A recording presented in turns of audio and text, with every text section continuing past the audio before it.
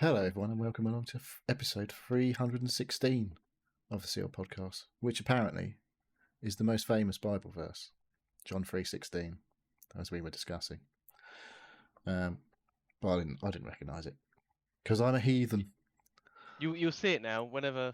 I don't think I will.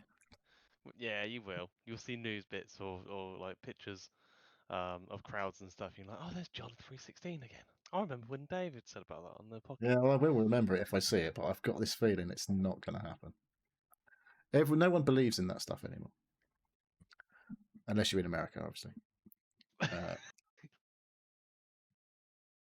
Anyway, I think quite a lot of the Roman Catholics would disagree on that. well, I Most mean, yeah, I mean, I Europe. was talking about this country. No one in this country. I don't know. It's religious. Not really, no. Most footballers appear to be religious. I feel like you just want to be forgiven for all the bad things you do if you're religious. Whereas me, I'm just like, fuck it. Don't be bad. Well, no. Mint Safe's in the chat early, says evening seals, and he used the Pilch fish emoji. Thanks for joining us, Mint Safe. Should we just keep cracking? I don't know where Pilch is at the moment. Is he? I don't know if he's in transit. Is he landboard or is he? I can't remember. Is he Time is a weird thing. I don't know. Us? They're 5 hours behind now. Because he might be in the past now. Yeah. I mean, is that in the past? Yeah, we're in the future. Yeah. Yeah, they can see what happens in the future, so they get a heads up. Yes. I'm doing it. That's how time works. Yeah. Or doesn't. I can't remember what we're supposed to do now. Do we go to football stuff? Introduce us. So. Oh yeah, yes, Dave is here. Dave's here, and I'm here. Yeah. And obviously, the other two aren't here. No. As we were sort of discussing, Fraser is in Canada, awaiting the visit of Pilch. Yes. And they're going to have a fun weekend together, doing sport things. Sport-related things? They were saying about it last week, and it sounded very... Did you just switch off then? I didn't switch off. I just felt it sounded very exhausting. There was football, hockey, and something else. Not basketball. Baseball? Basketball's too expensive. Basketball was the thing that's too expensive, so they're going to baseball. Right. And like baseball's cheap because it's a shit sport that no one goes to. So there you go. We start as we mean to go on in the Seal Podcast tonight. I think it's back to normal next week. I think. Maybe. Who knows? I didn't really say. I don't know. I don't know if Pilch is coming. He's only going for a few days. I think it's not going for a long time. He's gone for a good time, not a long time. It seems like a long way to go for a. It does, doesn't it? Break. Yeah. Well, as long as he's not gone bankrupt doing it, it's fine. Yeah. He's taking his pension, isn't he? I suppose he's he used to be a fireman, so he's probably getting paid to do nothing for like 30 years. Same or what he's whatever. doing the fire service. Probably had 3 jobs while he was a fireman back in those days. Bit of fucking gardening, bit of plumbing, they'll do gutter cleaning now. Like they've got a fucking obsession with water hoses or something. I don't know. Yeah. Yes, that sounds like him. Yeah. So anyway, we should talk about football, I suppose. Yes, I brought this up earlier in the week, saying you said there was FPL chat, so over to you, Dave. I don't know. I got recommended something that's saying, oh, it's all kicking off this week. Is it? I was like, is it? I'm like, who said that? I don't know. I just saw a website going, oh no, it's a really important week, and I looked at it. Did you do a wild card? I did do a wild card. Oh, look at you getting all involved. Yes, yeah. 41% people played a wild card this week. Apparently, I saw a stat earlier. Yeah. I didn't. Because I already did. That's because you had a good team to start with. That's because I already had mine ages ago. Oh, right. And my team's been shit since I did that, basically. So. Right. Well, I went absolutely mad. Have you gone loads of Brighton players and loads of Bournemouth players and all the people who are playing twice next week? All but one is the same. Is different, sorry. So Haaland I've kept. Yeah, he's got So- 2 games in a game week. So I'll go through my team, and then Go on you then, can let's tell hear me how bad it is. I'll give you a rating out of 2 for each one. I'll start from the goalie and then work my way forward. Okay, so oh god, I gotta say the names now. I'm terrible at these names. The Bergen. Okay, he's common. 1. He's He's a common wild card. Have you just copied everyone's wild card? I went on a few different Did sites. you go on AI and tell me what the fucking team's been? No. I took inspiration. I've got a story about AI. Different ones. Oh god. So yeah, Bart Verbruggen, Brighton. He's got 2 games. Yeah, not this week, but next week. Not this week, but next week. Haven. From Man United. Haven. Heaven. He's not been playing. Oh. He's not going to be playing. Oh, okay. Maybe I'll put on. Oh no! Oh no! Oh yeah, I should have put in Struik. Strauk. For Leeds. Although I don't know why I'm. Why have you ended up with Heaven then? I don't know. I think it was cheap. I had to. Well, he is cheap.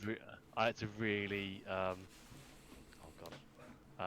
Yeah, I had to really heavily find some cheap players because I was struggling. Because you spent so much on Verbruggen. Yeah. Yeah. O'Reilly, yeah, I like that. They've got Chelsea this weekend, so I didn't go mad on them this week.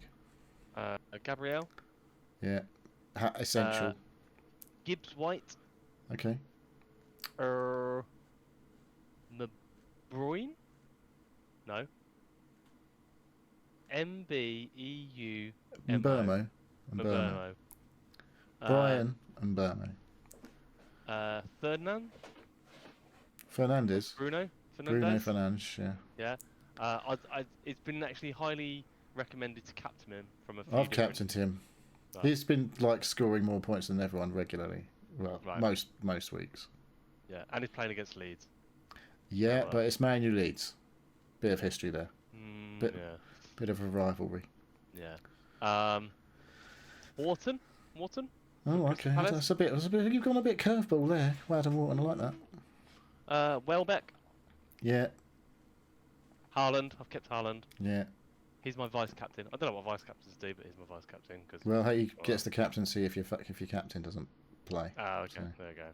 And Bowen. Actually, I think I kept Bowen. Oh, he's got an assist already today. Woo! Points. Yeah, my son put a Bowen in. Who's on your bench then? Bentisi?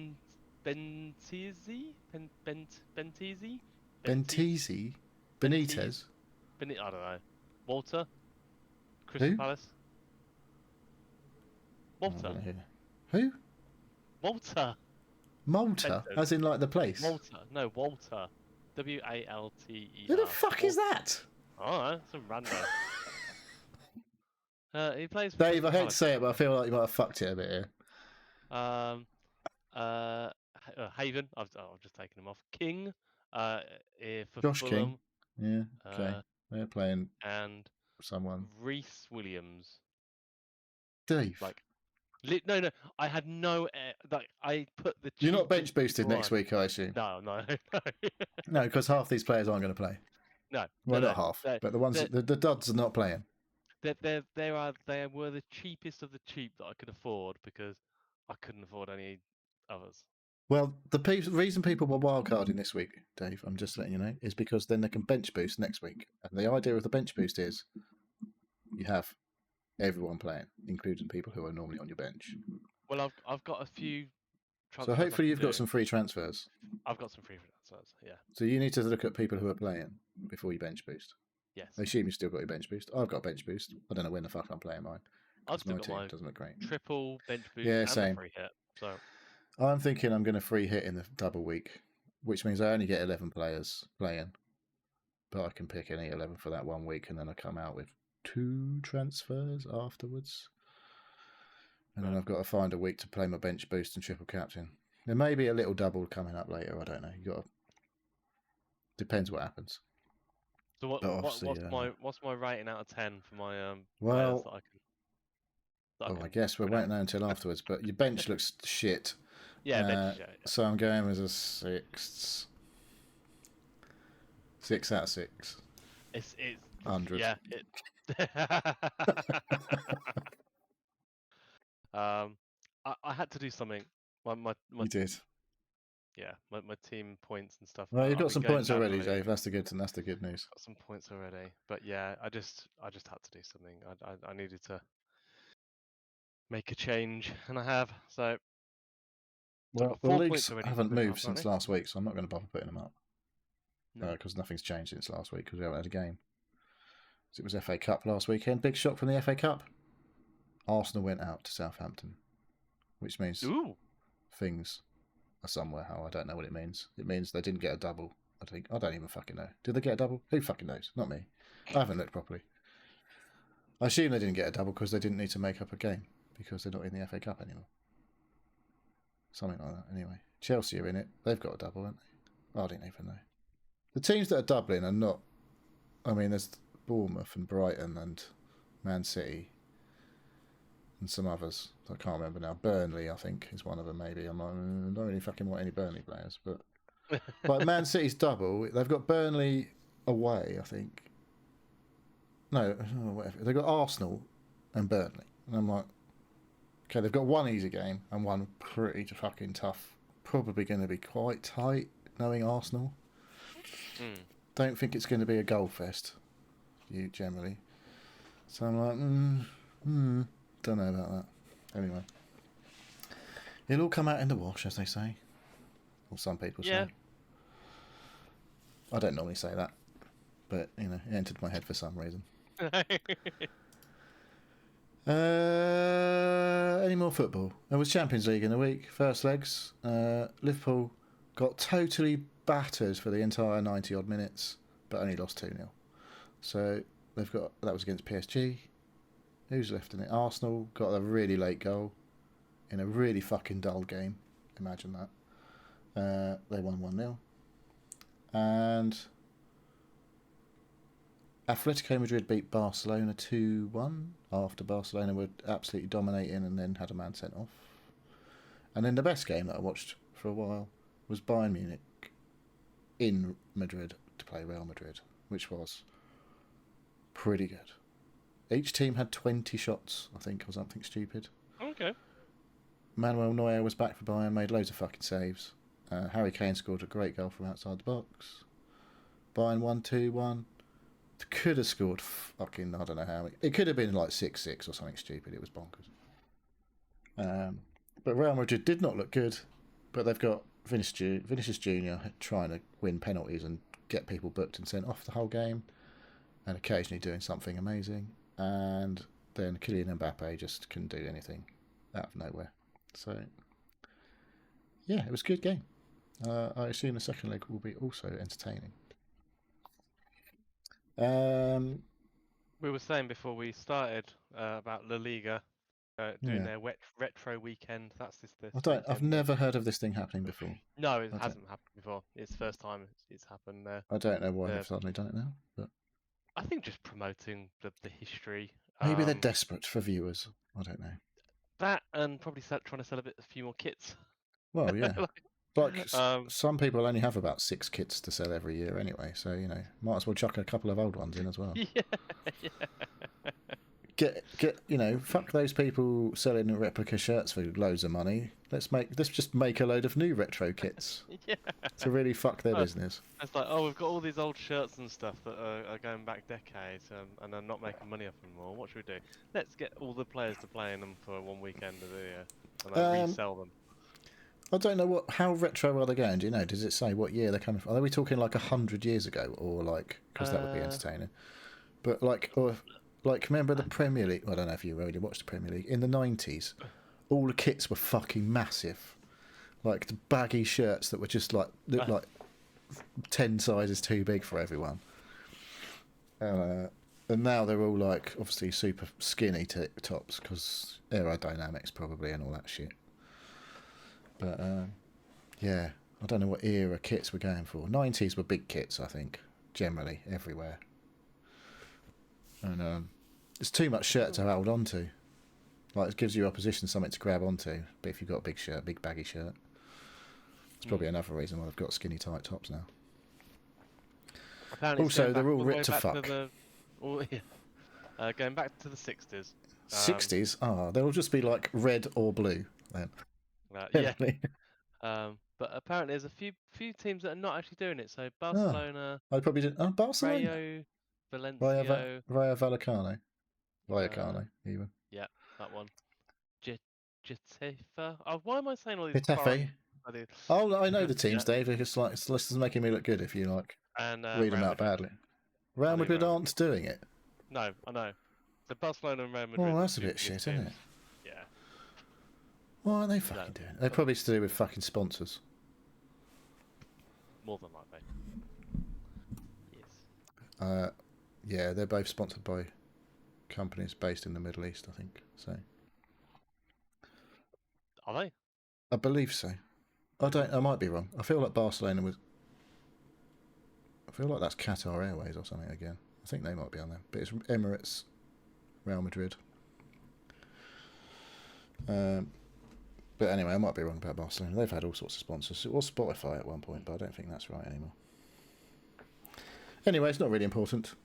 Yeah, I just thought it was interesting. If you like that kind of thing, I can imagine that coming over here at some point. Yeah, the problem is. What was I going to say? Fuck. Maybe they'll get back. The problem to the for Spain is we can't watch La Liga without paying loads of extra money on top of all the other fucking shit you pay for already. It used to be on Channel 4. It's brilliant. Was that La Liga? Yeah, I like top micing all the time again. It's quite annoying.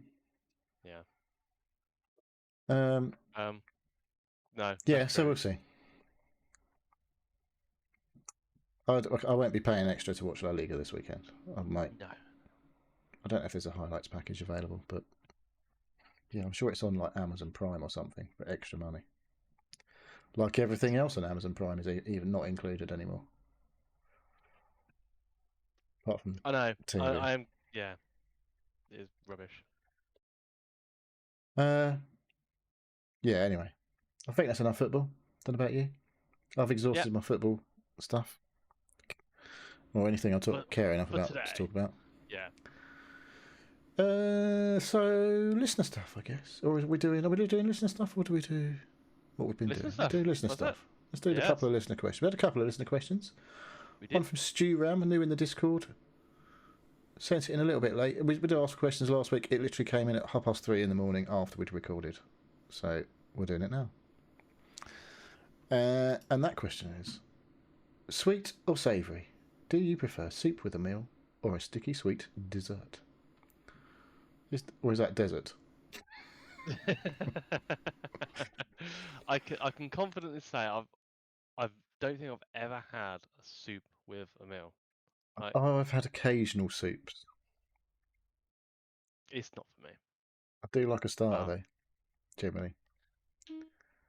I kind of like to say an amuse-bouche, like something what's that tiny, like an olive. Something really like basically like a little olive dish, or You just get a bowl of mixed olives and some feta cheese or something. If I could, when I could eat cheese, yes. Oh yeah, of course you can't do that, can you? Olives and a bit of meat, bit of sliced meat, to start with, but something really tasty. Some antipasto. Is that antipasto? Antipasta, yeah, like artichokes or. I don't think I've ever had an artichoke. They just look like something that should be a weapon in a video game. They're really not. Well, when they're done nice and covered in oil and vinegar and stuff, it's really nice. What do they taste? Do they taste like anything? They look a bit cauliflowery. Yeah, crunchy, vegetable. Crunchy? Yeah, a little bit. I didn't really have them down as a crunchy looking thing. I mean, they look a bit like they could be crunchy, honestly. They're a bit sharp looking. Yeah, they're tasty. Got lots of edges on them. Yeah. So, yeah, I'll either have a small start. I'd never have a soup. Or if it's a dessert, I used to like desserts that was like super sweet, like so sickly sweet that nobody else would eat it because it's too sweet. I wouldn't normally have. Can't think of anything that sweet. What are you talking like? Like sticky toffee pudding with like. Yeah, that's not that sweet.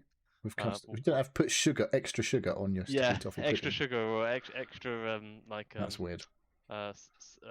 Sugar syrup or Bring a bottle of golden syrup with my sticky toffee pudding for me, please.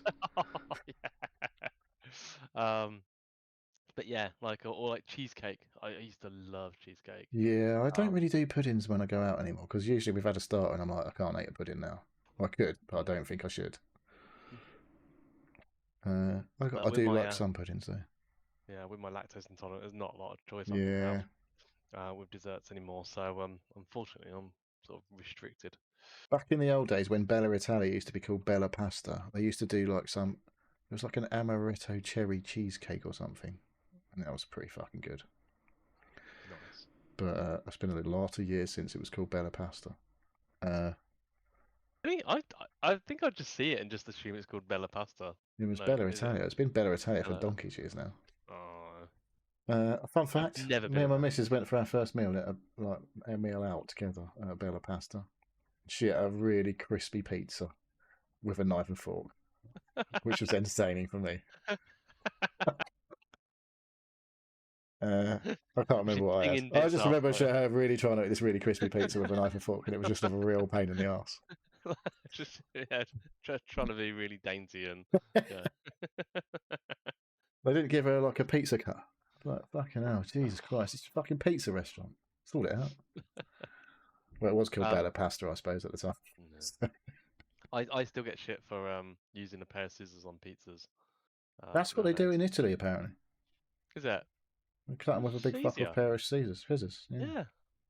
Have you got? They're called pizza scissors, are they?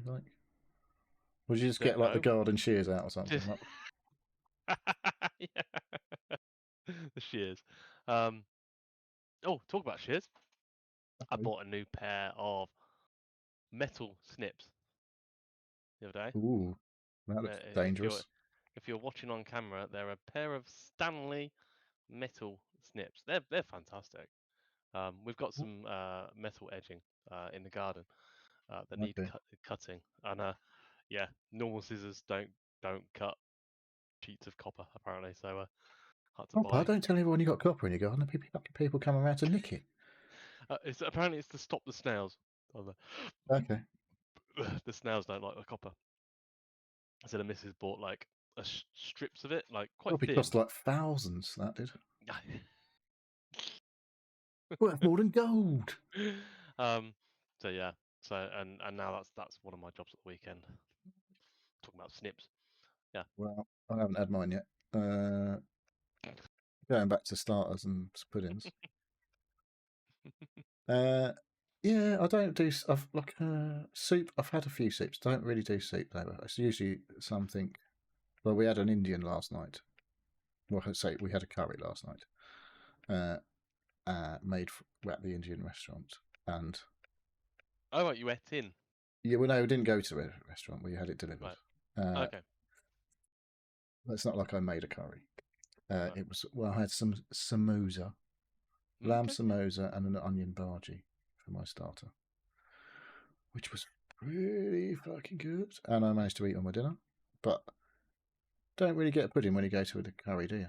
It's like a weird ice cream based dessert usually at the curry, isn't it? It seems. Yeah. Yeah, they something they bought in.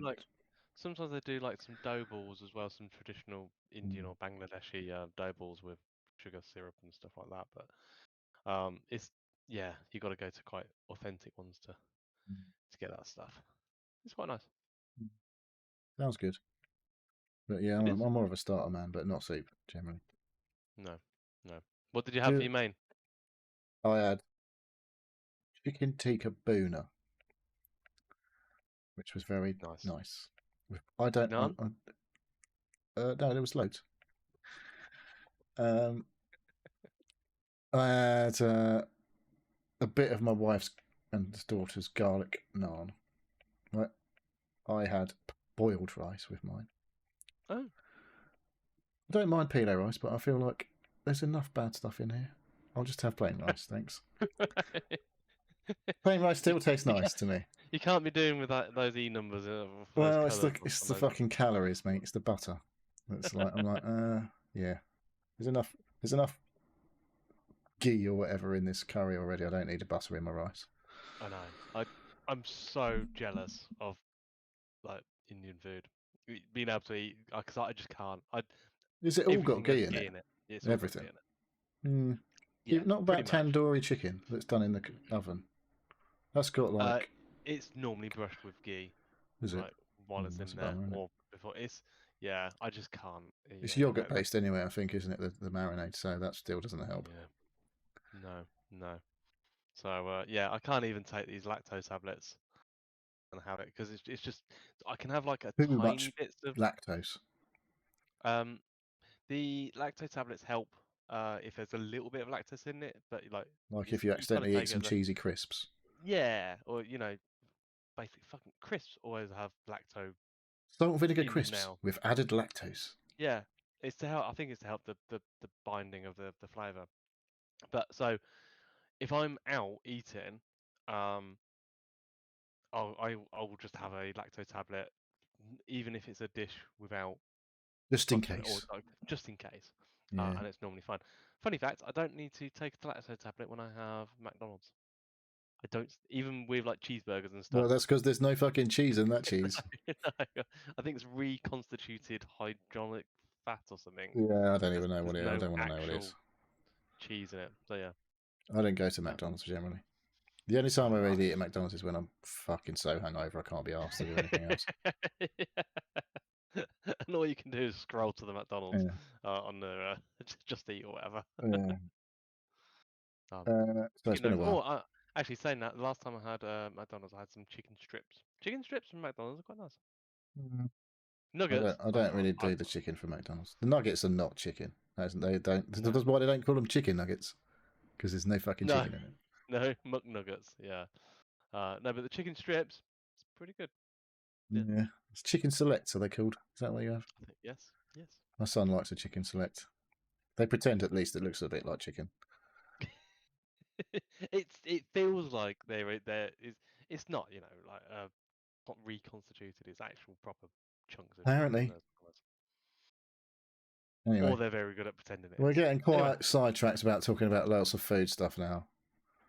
I feel yeah, if I know. Fraser was here, he'd be fucking losing his shit because he'd probably be really fucking hungry as well. yeah. He'll be ordering a pizza by now. He might have had to go away and have a snack well now. So we have another question. Thank you, Stu Ram, by the way, for the question. Thank you. From Just Wondering, next question, which is Paul. He said, would you buy into the first year of the next gen of consoles based on the trend being broken of game consoles going down in price over the long term? So, They're going up, haven't they? well, that's what he means. It's like, based on what's happened in this generation, are you tempted to get into a PlayStation 6 or an Xbox fucking Project Helix or whatever it's going to be called when it comes out, rather than maybe what you used to do if you were like a frugal consumer would go, well, I'll just wait 2 years and it'll be cheaper. Because if you wait 2 years, it might be twice the fucking price. Yeah. So, yeah, because PS5s are fucking expensive now. They are. They've gone up. Which would suggest the PlayStation 6 is going to be really fucking expensive. Because I was listening to a podcast today talking about they just bought a PS5 Pro. And they were saying, what the fuck are they going to have to do, basically, to make a PlayStation 6 justifiable over a PS5 Pro? Because the PS5 Pro is not far off like a high-end PC in terms of what you can see on the TV screen. Right. So what are they going to do to make you buy a PS6 other than wait 5 years? So I don't know when the next PlayStation's coming. Maybe they won't even bother. So the next Xbox, I think, is going to come relatively soon. Because also on the same podcast they were discussing whether, like, because the PS5 Pro has introduced all of this like DLSS type of thing. It's called PSSR on the PlayStation, which is it's a variant of the AMD AI upscaling. That obviously none of the Xboxes have that. currently. They're not. So no, so they're a bit behind now in terms of what all the other graphics. I believe that's true. That they don't have it at all. They have other things that may help them do good graphics, but it's not like upscaling and all that shit. Which basically means you could render the game at a lower resolution than some chip in the console / computer just makes it look nice. So you don't have to have a fucking 5090 in your PC to make it really good. Although if you have got a 5090 PC, it does look better.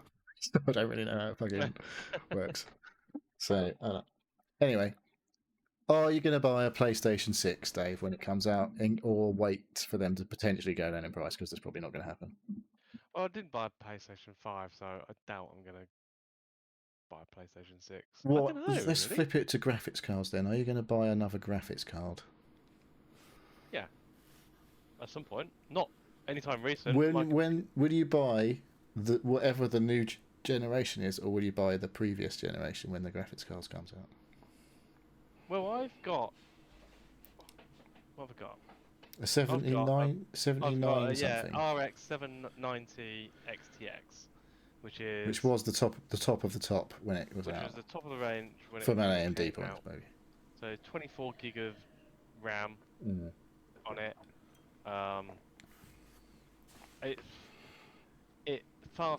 It's far better than anything I actually use at the moment at all, or can use. Like I bet Balatro looks fucking amazing on that thing. Yeah.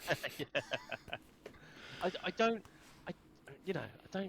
really play AA games anymore. Like, I don't.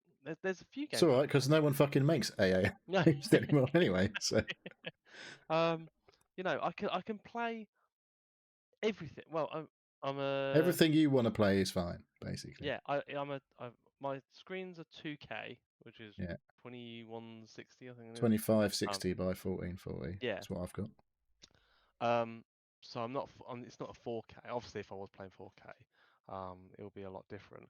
Everything is at least 60 frames per second or 120 if I want to max it out.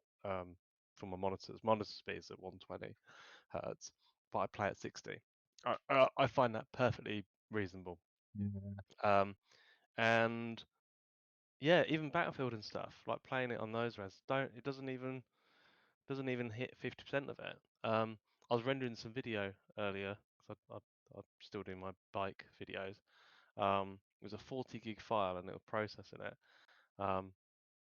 and it did it in about half hour, and that was like 4 hours of a video it rendered, and that's amazing. Like, is that doing that through the graphics card then, or is that yeah, using your CPU as well? No, it's pure graphics card when you're rendering video. From the editor to export it into a. Was that? I mean, it used to API. be like a CPU bound task. It used to be a CPU, but no, it's graphics card all day. I was looking at it because I was quite surprised actually, because I was like, oh, this is massive. It's going to take fucking ages. Because normally I do like about hour videos, but this one was extra long. And yeah, nearly 4 hours of video, half hour. And yeah, I was like, oh, what's this actually hitting? It was a graphics card, and it was, and even then it wasn't maxing it out. It was like 60-70%. But everything else, memory and CPU and everything. And this graphics card, I can't see. The only thing you games don't really have on that much is ray tracing, isn't it? You don't have all the ray tracing stuff on there. No, that's it. That's yes, it's very good for games, and I've seen games with it on, but like they're not going to make games specifically with. I think it's a thing now, right? Because it's in the consoles, so it is a thing now. But it's like it's one of those things, right? Ray traced. It's like when you see it, you're like, oh look, that's like a really good reflection of me or my character or whatever, and it's like a literal reflection, rather than some weird, slight sort of hazy rendering of a reflection of you. It literally is like a fucking copy in a mirror. When you notice it, it's like that looks fucking great, but it's like if you don't know, if it's not there, you can't see it, sort of thing. You don't miss it. But yeah, I mean, if you was to play something like Alan Wake 2 on your graphics card, I feel like that is a game that gives a graphics card a good fucking workout. But you've got loads of VRAM on yours, so it might be a bit different. Yeah. My graphics card, just looking into it, is capable of ray tracing. Yeah, it's just Don't think not super good at it. No. Because the 9070 XT that came out is better at ray tracing than your card. Cost loads less than when the equivalent prices at launch, but it's not as powerful at other stuff, I think, as your card is, and it's got less VRAM and all that shit. Yeah. So that's why I think you can still buy one for about 600 quid, the 9070 XT. Right. But still, the ray tracing is not as good as the Nvidia's. No. Which is better than it has been on the AMD's. And I don't know when we're going to get new graphics cards either, to be honest. So when I priced it against the equivalent, my AMD versus Nvidia, mine was about 200 quid less at the time. At the time. So what was that? Is that the same when I had one? Oh, was it in the crazy times? It's all crazy times now, mate. Well, yeah, it is now, but like in the times before the current crazy times. Because I remember mine was a bit overpriced when I bought mine. It was like 900 quid, my graphics card. Yeah. For a 3080. Yeah. When I but like a 5080 is £1,500, and I'm like, I ain't fucking paying that. It's not actually the architecture and the card. It's actual price now of the on the end of these graphics cards now. Yeah, that's how the naming scheme is. Yeah, it's just moved on to like we'll just put the price. That sounds that's a big enough fucking number to scare people into not buying it. That was in the heart of Bitcoiners buying all the graphics cards. So that's died down a little bit, but so there's always some other shit thing to replace Bitcoin mining and all that shit, isn't there? Anyway, let's move on. So thanks for the question, Paul. I don't think either of us will be buying a PlayStation 6 or an Xbox when it comes out. Not in like trying to predict future pricing for it and getting in early so you don't have to feel like if the one console I would recommend you buy before it does get silly price is a Switch 2. Yeah. Because it's going to definitely have some amazing fucking games on it. It's already got a few ones. It's got Pacopia, which is not my cup of tea, but that was pretty fucking popular. And there will be more Mario and more Zelda in the future. And I feel like the Switch 2 is definitely going to go up in price quite soon. I'm surprised it hasn't already happened, but considering how much the PlayStations went up, that was fucking bonkers. Like, that wasn't it's going up 20 quid. It was like, nope, 90 quid for the base PS5 now, more than it was already. And it's like 800, 900 fucking quid for a PS5 Pro or something. And it was 700 quid. When it was 700 quid when it came out, I was like, that's quite a lot of money. Now it's like lots more. See, what I should have done is looked at the second-hand market and see if everybody actually just put their prices up 50 quid, like as soon as that was announced. Oh, probably. Because that's what I'd have done if I was selling one. I'd be like, right, well, everybody else has got to pay 50 quid, so this is going up 50 quid on eBay or Facebook Market or wherever they fucking sell things now. I don't know. So. Well, yeah. As for the other two, maybe they'll have some opinions on it and they may offer next week. I doubt it, though. They would be waffling on about all of their fun times they've had in Canada. But there we go. Thanks again, Paul. Thanks again, Stu Ram. Thank you. You can always send us questions anytime during the week on the Discord. We'll take emails. I didn't check the emails, to be fair. I checked them. Yeah, good. Well done. Yeah. I usually check them throughout the week, and we hadn't had anything. So thanks, Dave, for checking. So I better go on. Try not to spend ages talking about what we've been doing, but we probably will. So there we go. What have you been doing, Dave? What have I been doing? So obviously Thursday. Is it Thursday? Thursday, awesome day for weather. I feel like it was Wednesday, Dave. Could have been Wednesday. Wednesday was the day that I was at work all fucking day, and every time I looked out, I was like, it looks fucking really nice out there. Wednesday was lovely, yeah. So, going back to what I was talking about earlier, I went out on I managed to wangle my way to talk my boss into allowing me to go down south to pick up some laptops. We were out of laptops in our office, and we needed some for new starters and stuff. But as it was a nice day, so I've got on the bike. Yeah, 170-mile round trip to pick up some laptops and get some good biking in. Very fun day. Yeah, enjoyed that immensely. Southampton, But did you say? I went to it's Bracknell, which is near Reading. So Oh, that's the head office of Waitrose and John Lewis, I believe. Ooh. Posh area. It is a bit posh down there. It's right next to Windsor. Definitely posh. Then. I didn't go through Windsor because I thought if I go through Windsor and it's stop-start traffic, even on the bike, it's like you can just walk through it all, right? Yeah, basically. Yeah. But I've been in stop-start traffic through there on a motorbike, and it's school holidays. Legoland could be a bit fucking mega on a nice day. Yeah. So and the castle. the roads are such you can't really overtake much. You just cook. So no, I didn't go that way. Could have gone through that picturesque town of Slough on the way there. No, that's that. I went back up the A34, through past Oxford. So yeah, M4, M40. Yeah, it's lovely. Don't you fancy just going some nice roads though, like rather than just motorway, flat track motorway? Well, on the way down, I went scenic route. Not so many motorways, but on the way back, because I was running out of time. By the time I got down there, it was like 3:34, and I wanted to be back for 5:30. So I hightailed it on the. I mean, you were being paid to ride your bike, basically. I was being paid, yes, but only up till 5:30. I wasn't going to claim well, fuck it. As much fun as I'm having, I'm not fucking finished by 5:30. So but no, it was a good time. So yeah, it was awesome weather. Highs of 29 on the bike. Fucking hell, 29. Yeah. So, but it's averaging about 25, 26. So it was gorgeous. If it's 29 now, Jesus, what's it going to be potentially in the summer?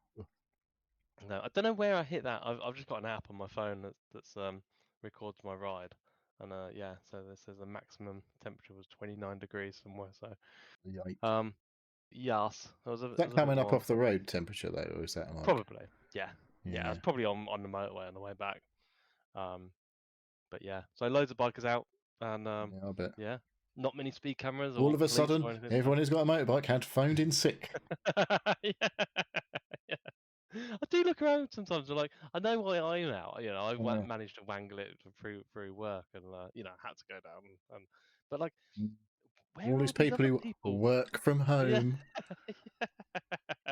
It's like, how are all these other people out and about at like 3 o'clock on a Wednesday on their motorbikes? Yeah. In the school holidays. Yeah. So yeah, so that was a good day. I'm sorry that you was at work all day. That's my long day. When I saw the web forecast, Tuesday was all right, but it's really fucking windy on Tuesday. And again yesterday, I was trying to get out of my car when I pulled up on my drive yesterday. I couldn't even fucking barely open the fucking car door. I was like, what the hell's going on here? And a bit blustery, yeah. There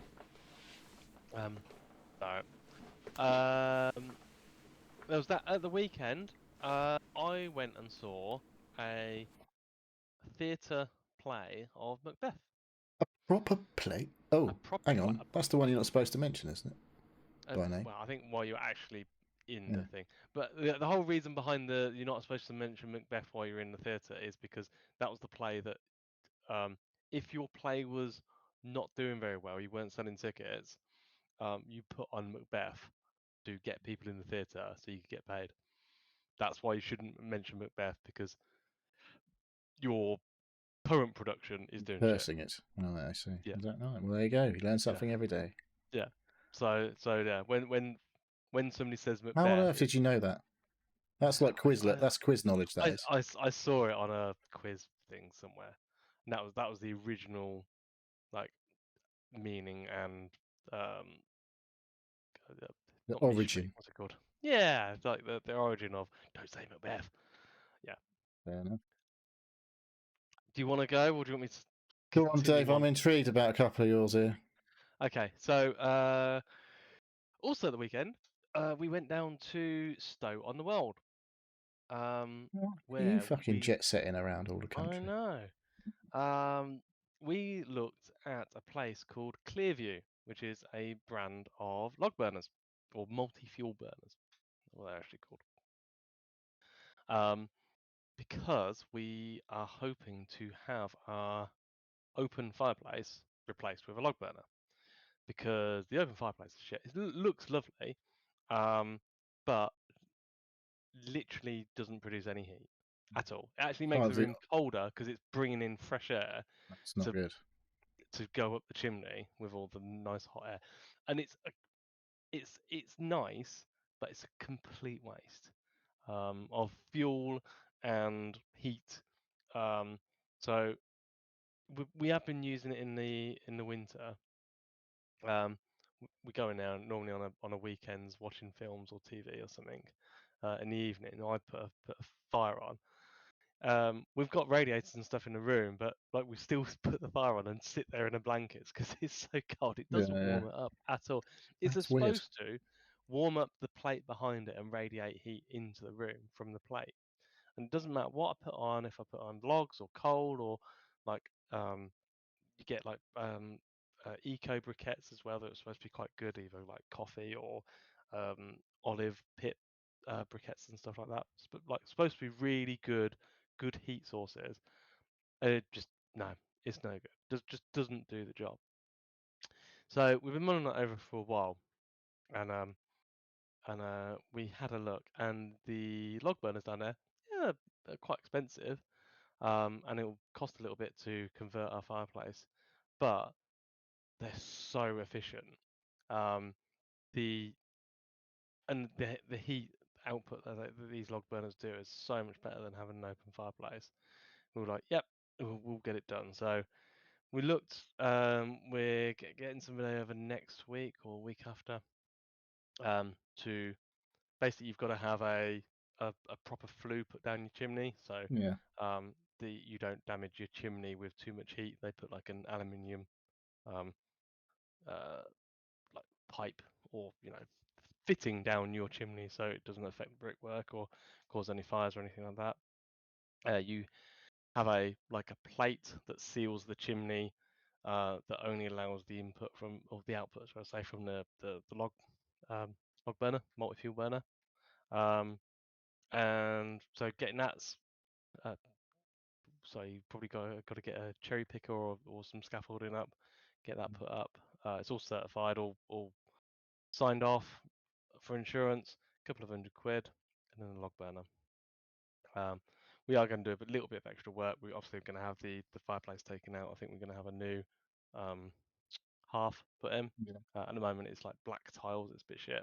So we're going to get a nice bit of granite or something like that. You can get offcuts from granite places for pretty cheap.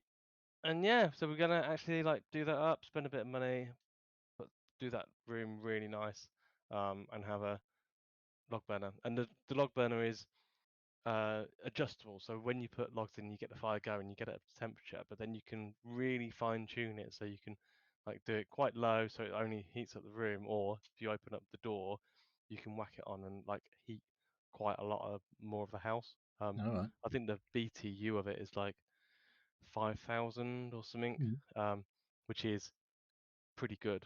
Is way too big for the room only, but it will do like heat up multi rooms. Cool. So yeah, so looking into that. Lots of decisions to make and stuff, but we You really can like the burn idea. all of your excess waste when they stop collecting your rubbish and stuff like that. No, it's you, If it's you've a got to multi-fuel use burner. pretty good stuff. So yeah, it is a multi-fuel burner, but like you try and use like seasoned or kiln dried Actual wood wood. is the best, but if not, then like wood that's been left to dry for a couple of years, not too much oil. Um, some woods are better than others. Some soft woods Conifer woods are shit, sooty. I believe, for fires. Yeah, too oily, too much sap and stuff in it. And they So smell. yeah, But it will burn it. It's not a problem. But also a good thing about these fires as well is they're safe. You close the door, you can just leave them on, and you can turn them right down. You can restrict the airflow so that actually, if you put in like a log at 9 or 10 o'clock at night, you can put it in, put it right low. When you go down in the morning, like 10 hours later, you can open the airway, and it'll kick back up again and like just be ready, continuing Nice. the fire. Because at the moment, I have to stay up, make sure everything's like not dampened down, but like everything's calmed down, and then put a fireplace in front of it, fire guard in front of God, it. yeah. And you can't ever leave an open fire, like an It's active dangerous. fire. Yeah, it is. Fires You can't. kill. Yeah, but with a log burner, you can literally just put it on really low, like trickle air in, and go out for the day or go bed. And so much safer. So yeah, we were yeah, All right, cool. When's that happening? Do you know? So we're getting a guy around next week or the week after, depending on when he can fit us in. He's basically going to come around, look at our room chimney, and give us a price on how much it's going to cost to put in the flue in, and a what they're called. It's called a plate, standard plate or something like that. It's not going to be too much. And then once that's organised, I'm going to have to get a guy in for a day to get the old fire out, make that look pretty, get a new half put in. So in all, for preparation, it'd be like 500 quid. And then the multi-fuel burner is going to be about 2 grand. So it is quite expensive, but it's an Yeah. investment. So Nice. yes. So to offset that, Gonna talk about the next one that I'm looking at. I've been looking at solar and batteries. you've got a nice big roof. I've got but it's Is it facing the right way? multi-angled. There's Yeah. lots of different angles. So we are southwest facing at the back, obviously north at the front, or northeast, and or northeast east. Anyway, so it's going to be the oh god, camera's moving now. The so the panels will be on the back if we're going to do it. Yeah. But this house has had a few extensions. So have you got like a pyramid type roof, effectively? So we've got some is facing the way that we want it, Yeah. and some is facing east, and some is facing west, and then we've got a single story extension bit. Okay. That is single story facing south west. Right. So we need to have somebody around and basically come and have a look and go. We can put them on that roof, or that roof, or that roof, or all on those. But a lot of these different solar panels, they're rated for either like full on direct sun, which you want the direct sun ones on the south facing Yeah. ones, or you can have ones that are optimized, which are lower wattage, but they gather Just more pick up. light, Yeah. Yeah. but they're lower rated, but produce more like overall. So being east or west facing, stuff like that. So I think we're going to need a mix of panels. So we need Have you a seen company. that Tesla make roof tiles that are actually Yes. solar panels? Yeah. Yeah, that's pretty Yeah. cool. I don't know the rating of I those. reckon they're probably quite expensive. Yeah, there will be. But what you're looking for is efficiency, the conversion of the sunlight to electrical energy, and then we also want a battery. Tesla do a battery as well. Obviously, Well, the a most few people expensive. do batteries. Yeah. But Tesla are the gold standard basically, or diamond standard. But they're Tesla and they're owned by a fucking massive prick. So Allegedly. allegedly. So but, yeah, there's other batteries. The idea is that we collect everything that we take off the panels, but we also charge it up at night on On cheap cheaps. rate. Yeah. And then either sell back during the day, or basically, if there is a point where we just run everything during the day off the battery, that would be the. That was from Fraser, by the way. Oh, is he? He's in the chat, is he? Yeah. So that's the idea. We are extremely high usage of electricity in this house. But when we were talking about it the other week, and me and Fraser were at the 6,000 kilowatt hours or whatever a year. I'm about 6.5, 7. Wow. 1,000. There's less of you. Yes, I know. That's because you keep running all these fucking servers, Dave. Yeah, pretty much. Yeah. We are extreme. Well, we're all at home all day. Yeah, that doesn't help. There's a few times where I'm out and about at work. Vic's at work 2 half days. Bella's working from home. That will change next year or later on in the year. She's going sixth form, but there's like at least 3 computers on. Yeah. It all adds up. There's at least 4 computers on all day, every day. Vic runs a electric heater in her office, even though she's got central heating. She just runs the heater because she likes the dogs being in there and sticks it on about 24 degrees.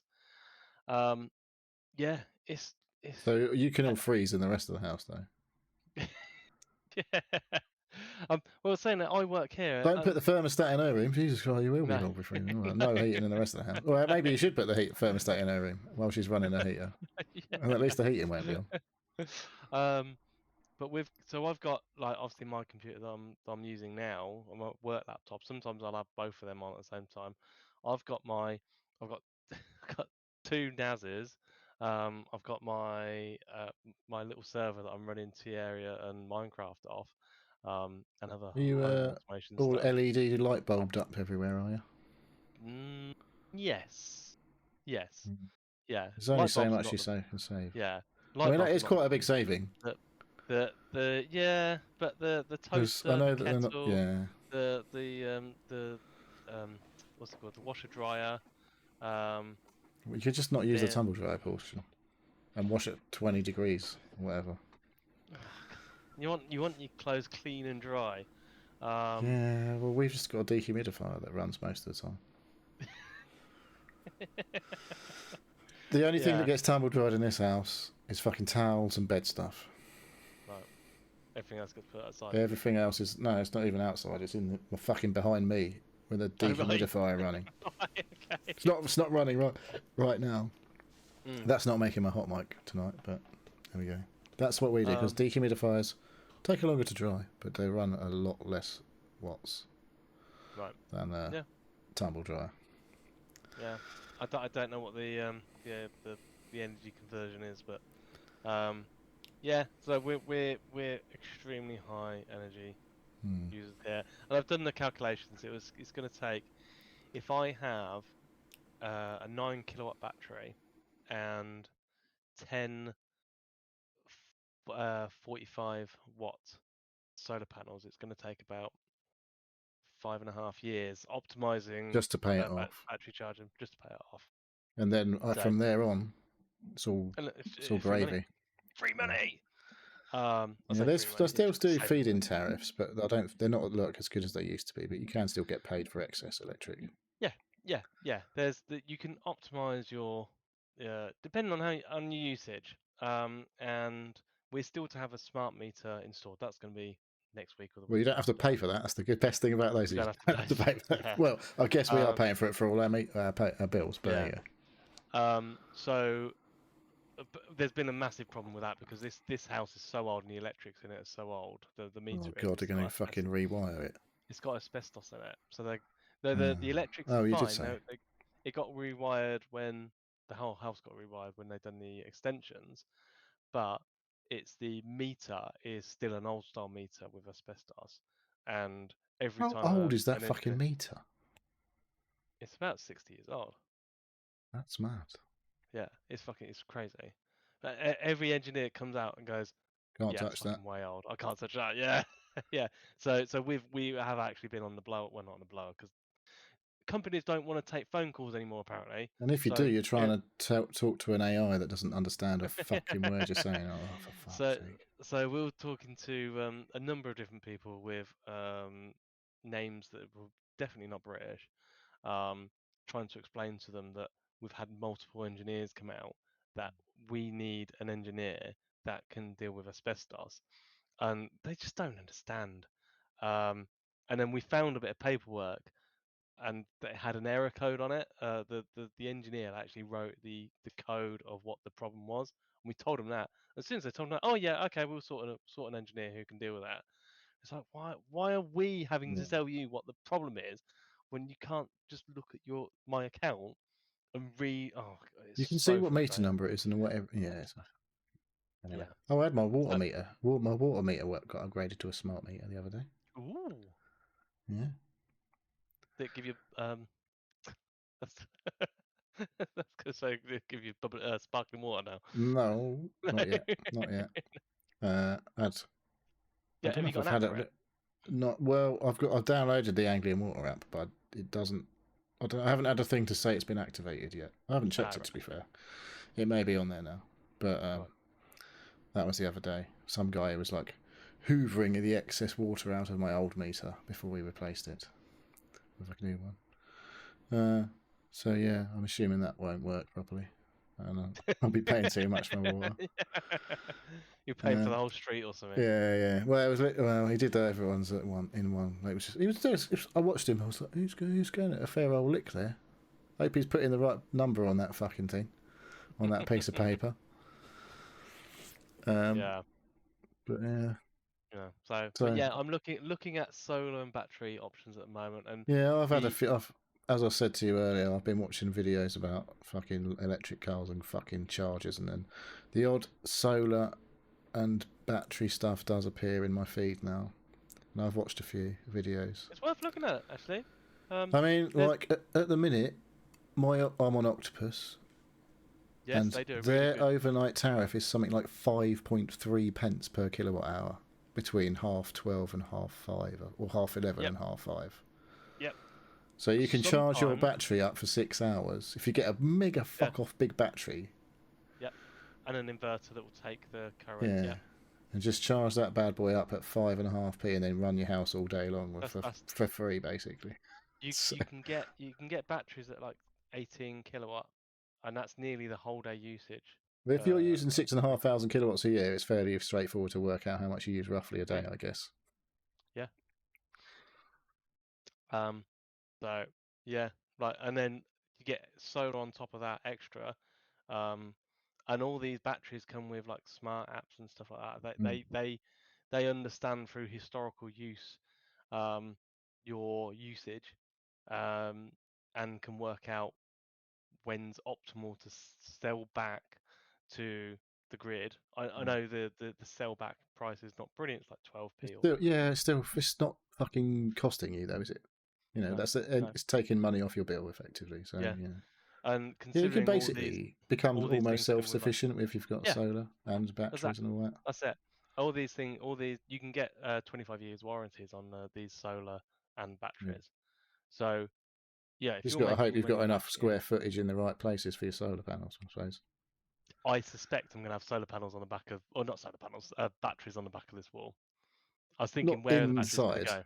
Yeah, is they're better in the whoa, what the hell's going on with my camera? No, it's all gone wrong. um, that was I crazy. don't know what happened there. You look like you just started going.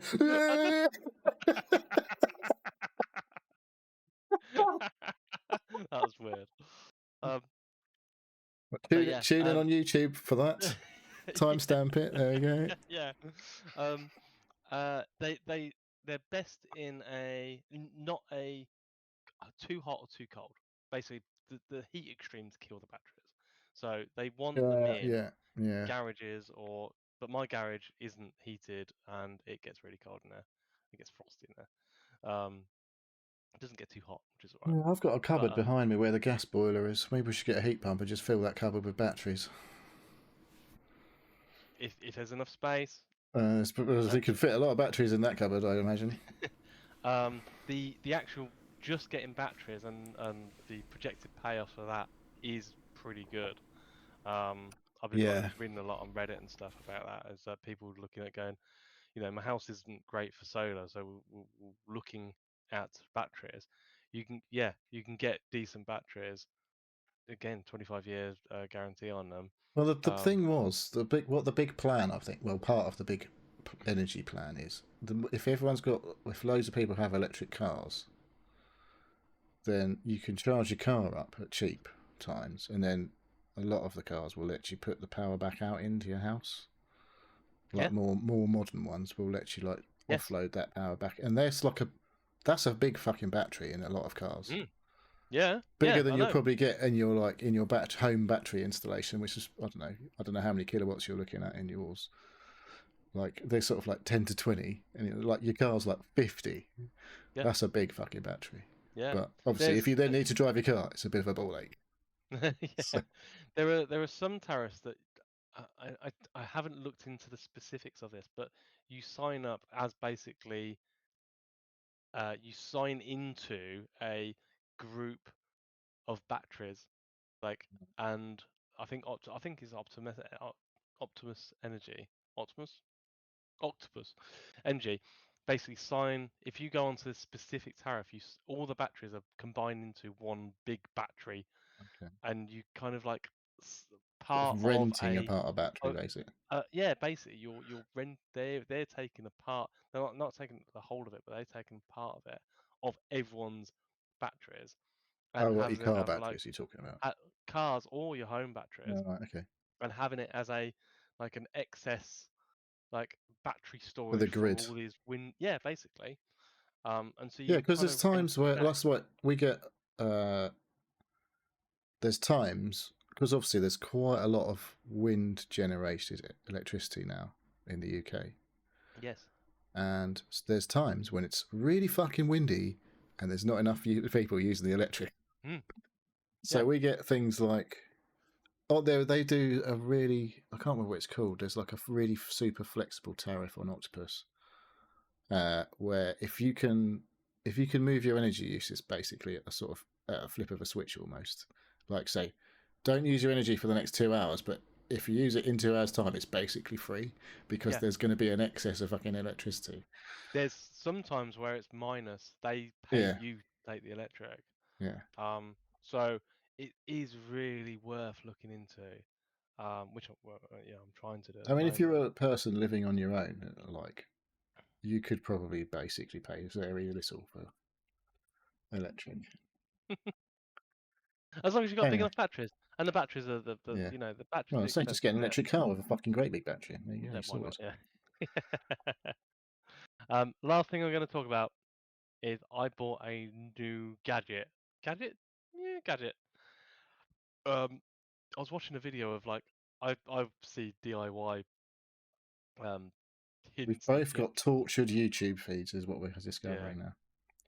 basically, I'm gonna show something to camera and I'll And well, describe for what the it is. audio listeners. I'll describe for the audio listeners. So if there's a It's like a it's a fucking great big keyring, Dave. it's a carabiner. So a carabiner is like I what know you what those is.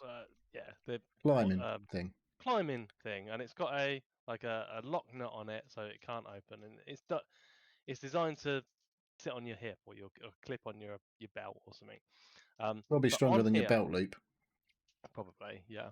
But on here, there are little uh, what the same as what you use for like putting a drill bit into in your like power tool. It's got a clip, and the clip secures a what would be Screwdriver.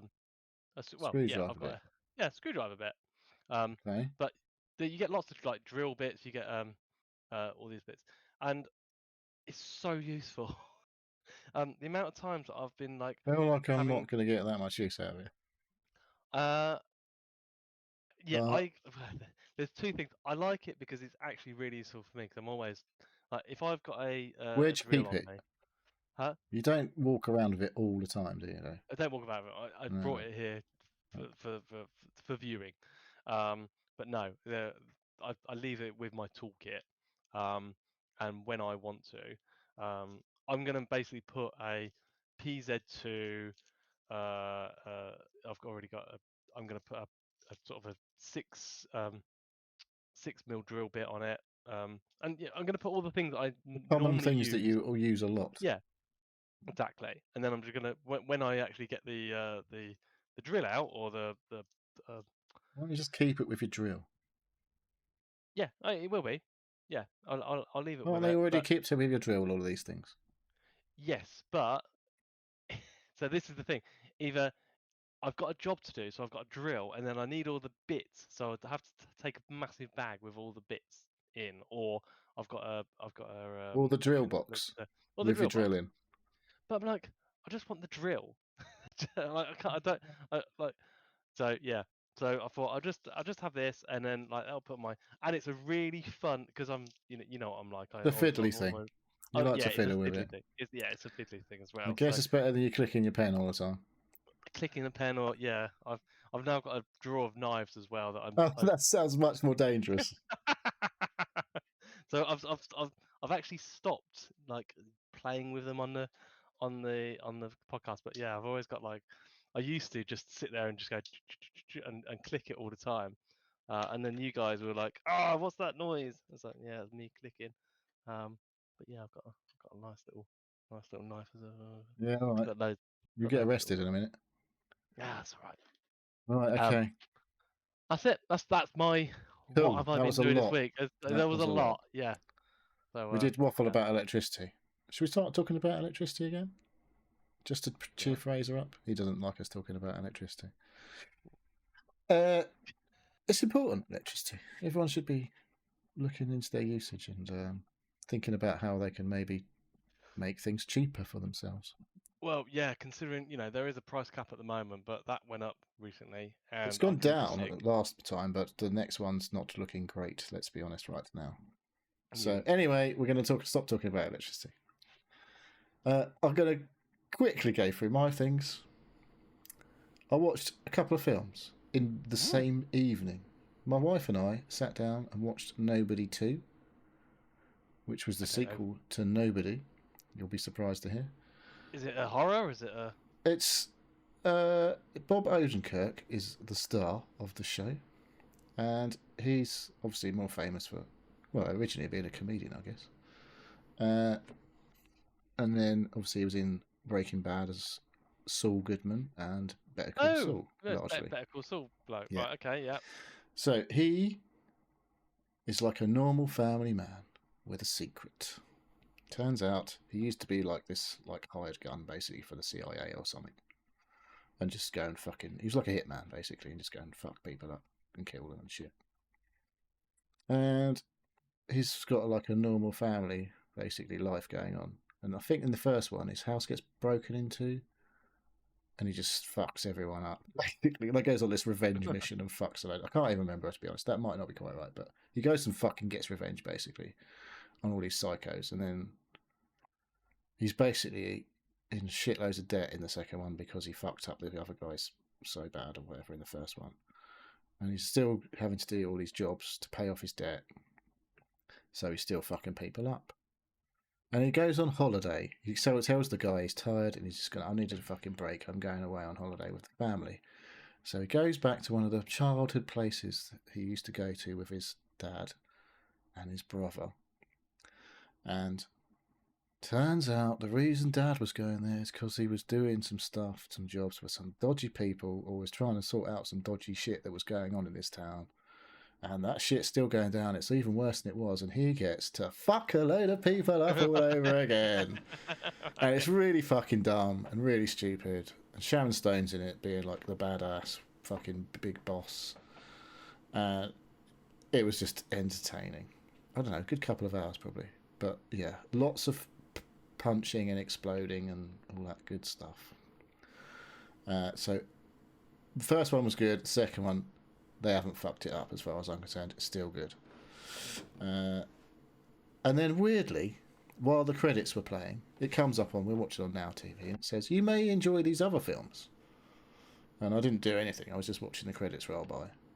And then it just started playing 48 Hours with Eddie Murphy and Nick Nolte. I was like, I guess this was one of the things that it recommended to me.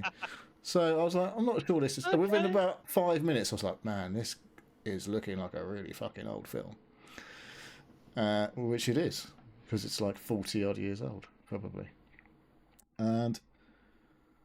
yeah, it's definitely showing its age in more ways than one, let's put it that way.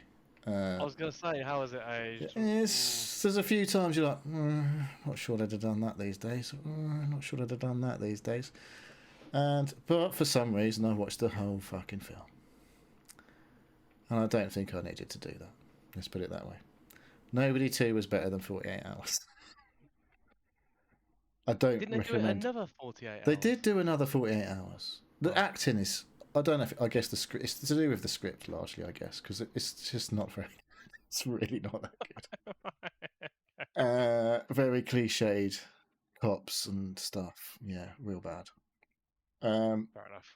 Not one of Eddie Murphy's best. Not that I mean, that's like a low Well, he's bar. not playing Donkey, so, yeah. Yeah. But, anyway, not recommended to rewatch 48 Hours. Okay. And then... Wednesday night we had the hair quiz. Was that the tough one? No, the Black Lion quiz was just the most insane quiz I've ever done, and it was so hard because it was just so random.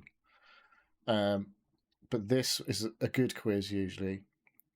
Bit of AI generated content generally in the quiz. Sometimes it's like Christmas. They had the Christmas things sung in Christmas, like normal songs sung in Christmas Carol fashion via AI, which was entertaining, but quite annoying. And the AI used this time was an anagram round. So we had 10 minutes to solve 10 anagrams, and they were all... So the whole quiz was TV and movies.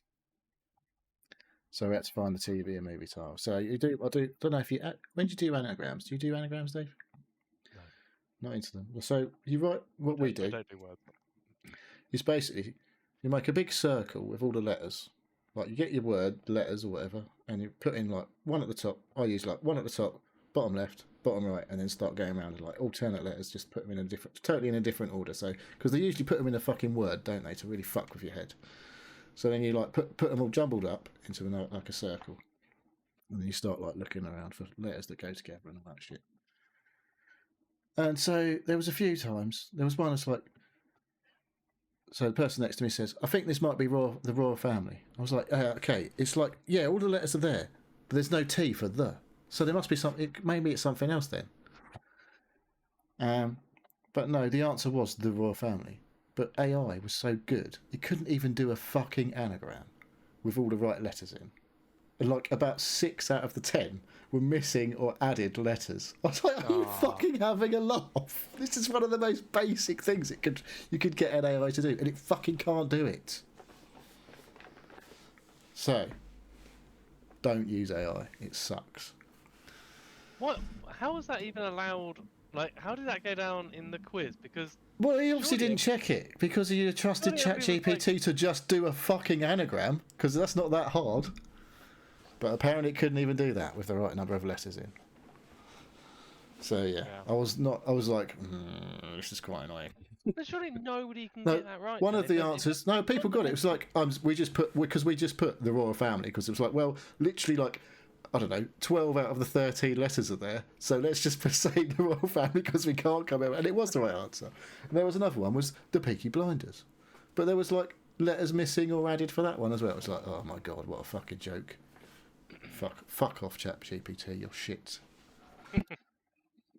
Anyway, that's what I've been doing all week. I don't think I've anything else to say on what I've been doing. So, we'll talk about video games. Yep, Pilch was asking for video games. Yeah, well. What have we been playing? We haven't been playing any Barbie games, I don't suppose. He's not here. So, come on then, Dave. Let's talk about your question.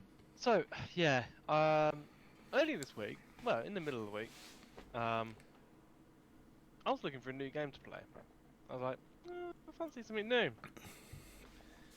And I was Didn't very fancy the tempted. Barbie game on I did Game fancy a Pass? game, yeah. I was very tempted by Crimson Desert. You're really Um, tempted. I heard a long conversation about Crimson Desert today. well, I was until people compared it to The Witcher 3 and Elden Ring. Yeah, well, those people are And very wrong. okay, well, I heard that in that it was an open world, single player, expansive universe, um, and um, yeah, it was similar to those, and it was open world and basically It's create your open own world, storyline and stuff. not similar to The Witcher Okay, 3 or Elden okay, Ring. Two of some of the best games ever made. okay. It ain't Well, that. I was looking at it going, I actually I didn't really play those games, and I don't really want to play those games, so probably this game isn't for me. So I Well, talked maybe myself you'd like out Crimson of it. Desert. Maybe I would, but it's a lot of money. It's 50 quid Yeah. to dip my toe into something that I don't actually know if I'm going to like or not. So but I was looking at other games. I was looking around, and I was prepared to put down some money and play, like, put some time into a new game. Couldn't find a game. Couldn't literally, like, I don't know. And after about an hour well, about an hour and a half of looking of new games, or games that have come out recently, I just didn't fancy anything. I was like, I don't know. I feel, well, you're not a fancy of Resident Evil Requiem. Oh, no, it's not cheap, obviously. No. That's like 60 quid.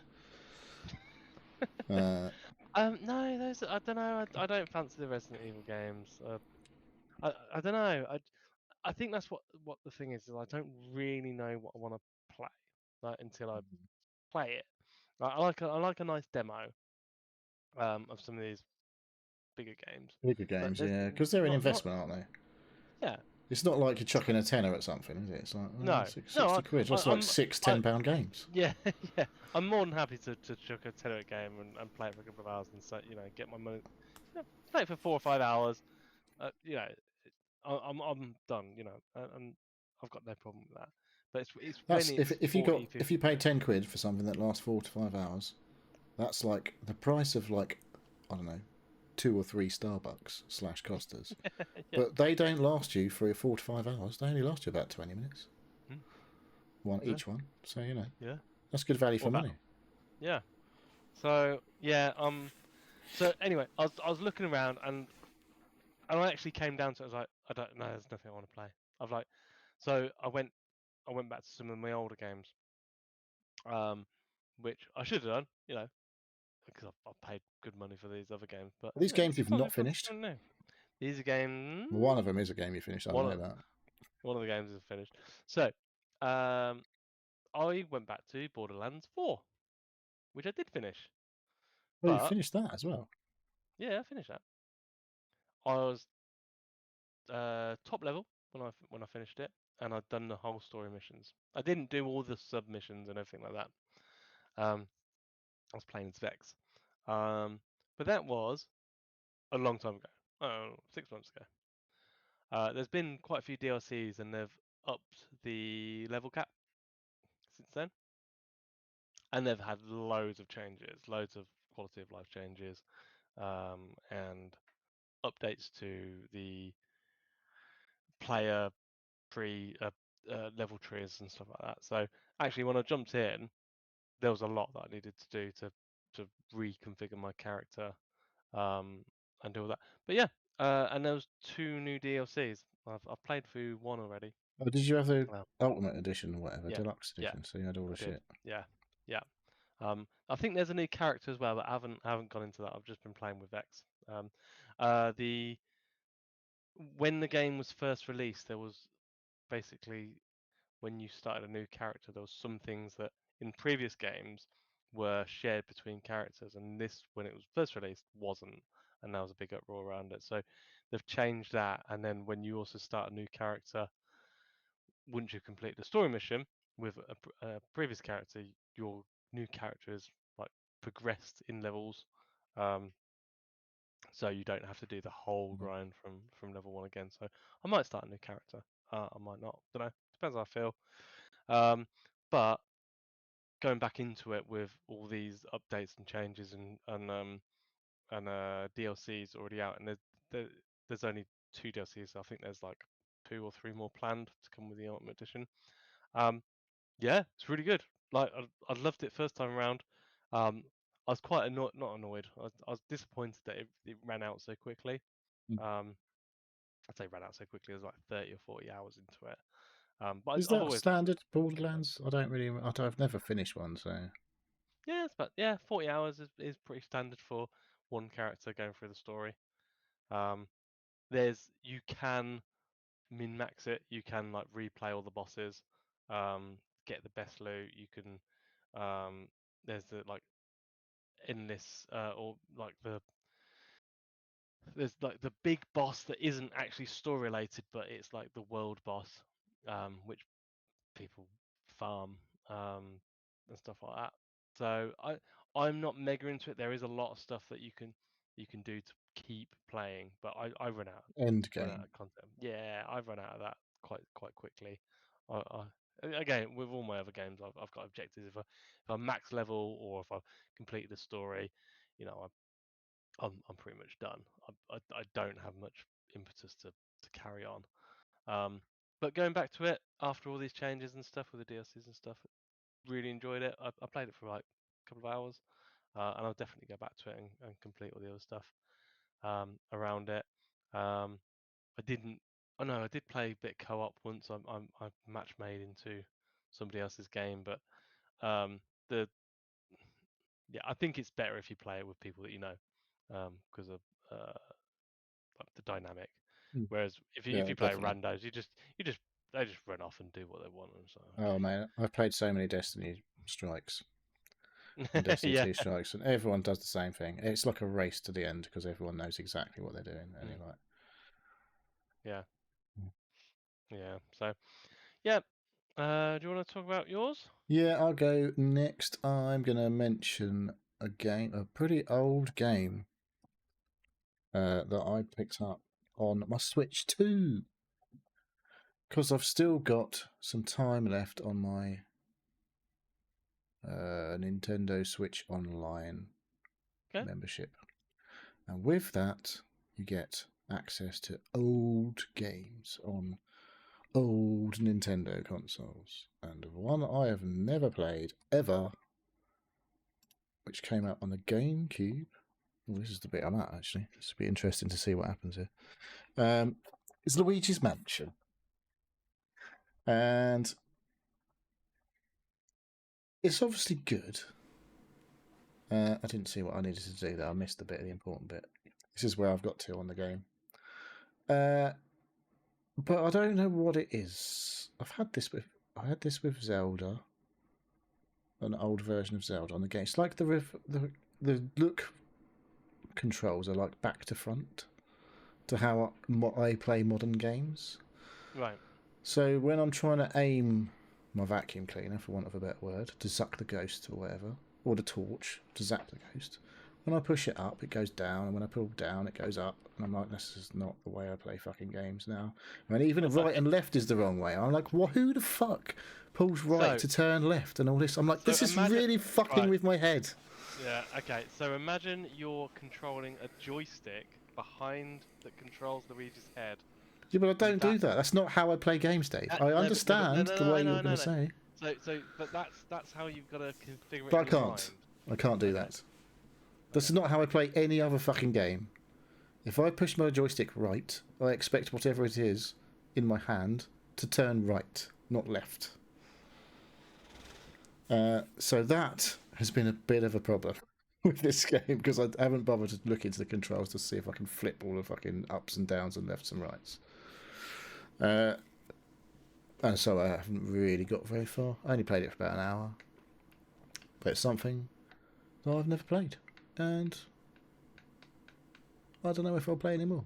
I might go back and see if I can play, like, sort out the controls and maybe have another go. Because I feel like it's probably alright. I was going to say, is there accessibility controls? I think there must be. There is on some of the old really old, like SNES and stuff like that, you can change all the fucking buttons to do what you like. Because obviously you've got more buttons than some on the controller than they had in the old days and stuff like that. Yeah. And analog sticks if you're playing SNES, but you just use the D-pad, obviously. So it really looks quite nice for a game that old. What's that, 90s or something? Or early 2000s or something like that. GameCube. I don't even know when it came out. They do. They those games age really well in their graphics Yeah. because they're so simple. Yeah. I mean, it's a 3D game, so it's not like a 2D art or anything like that, pixel art.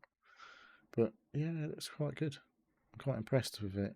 Visual fidelity. I mean, it's not like fucking Alan Wake 2 or anything like that, obviously, but it has aged quite well, I would say. And this is the first one. Like, there's 3 at least of these.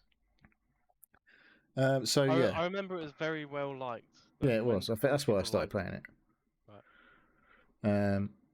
But yeah, I need to go and have a look because, like I say, that was really just it was making it very hard to do anything, and because you have to zap the ghost with your torch, and when I kept aiming it the wrong way, I was like, oh my god, this is really driving me fucking mental. But for whatever reason, I couldn't be asked to go into a menu to see if there was a way to sort it out. Right. So I just persevered and sort of, I was like, maybe it will click with me. Maybe I'll just suddenly like go, okay, I've got it. I've got my head in the right frame. But it was just, I couldn't do it. It's driving me nuts.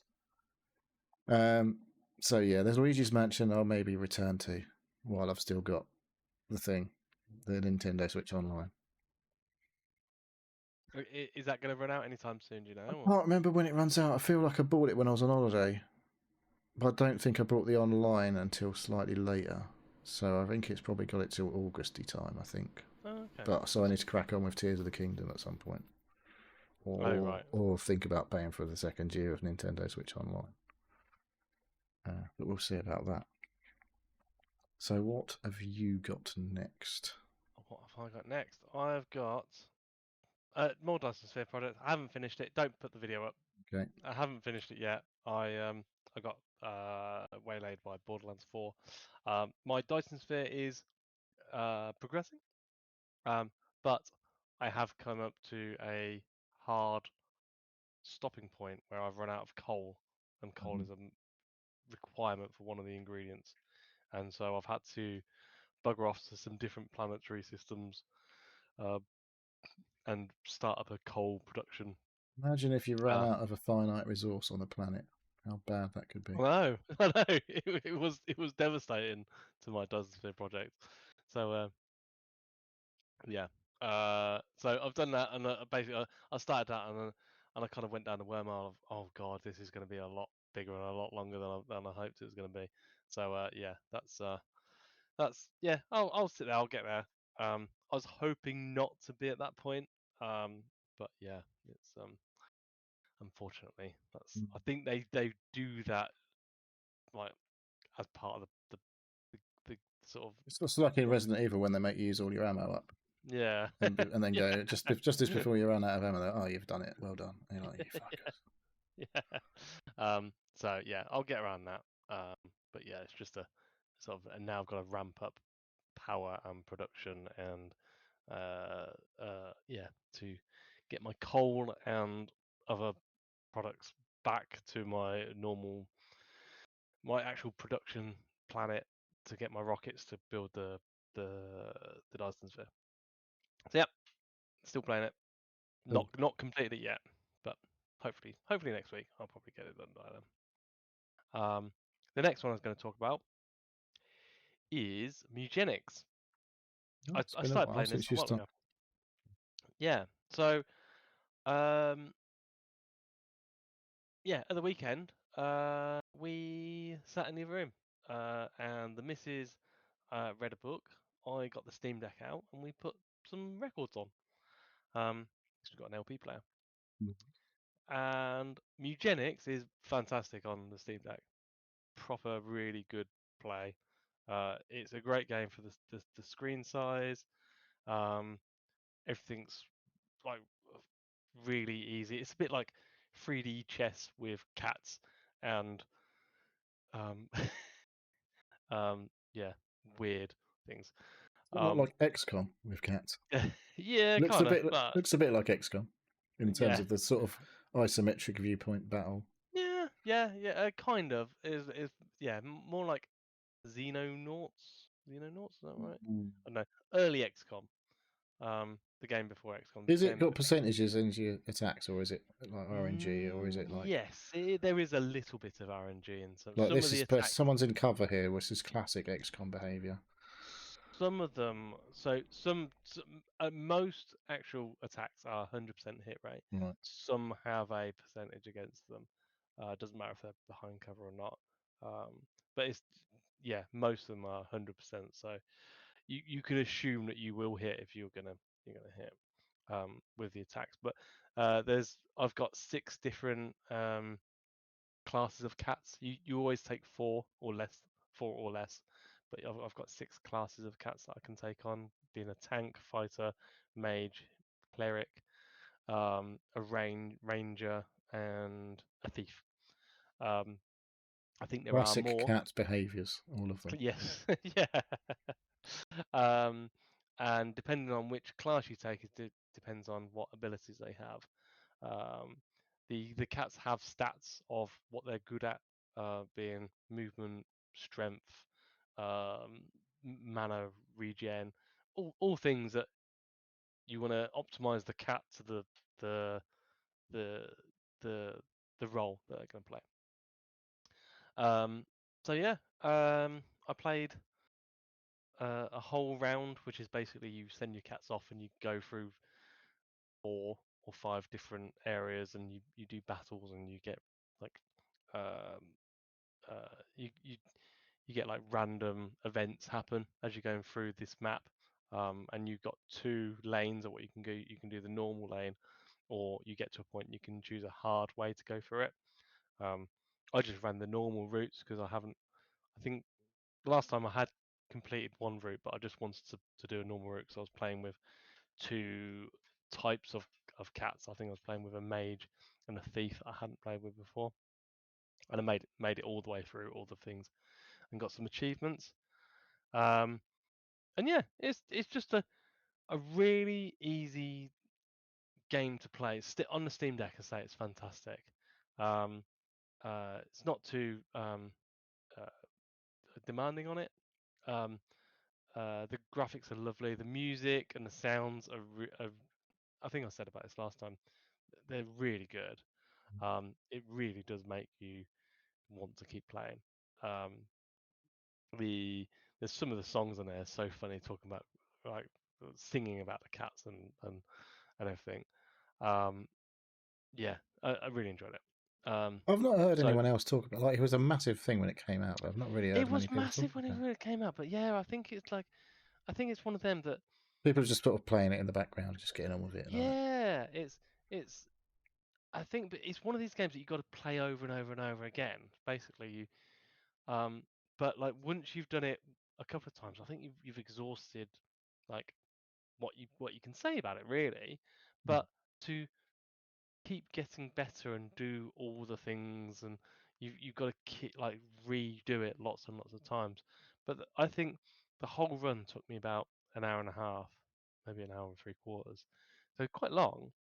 it Um, looks like the graphical style reminds me of Cult of the Lamb a little bit. That was another I weird that anime-based was an game. Did you that play was that? another weird. No, I was almost tempted to pick that up as one of the games when I was Yeah. looking the other day, because yeah, you're right. It does I look played that for similar. quite a bit and then just stopped. I don't Oh, remember. did you? I think Okay. just feel like I wasn't getting anywhere with it. I can't remember why. But I think that's another one. Is you expected to continually repeat, doing the same well, it was levels like and the there was same 2 things. sort of different. I can't even remember. You used to go on like a rogue run, Yes. and then there'd be this other bit where you'd go around cleaning up shit. Like, Yeah, that's pretty similar to this. Yeah, yeah, yeah. You got a house that you like and all the trying to cats that you get want more fucking lambs. I don't even remember. It was fucking weird. That game was weird.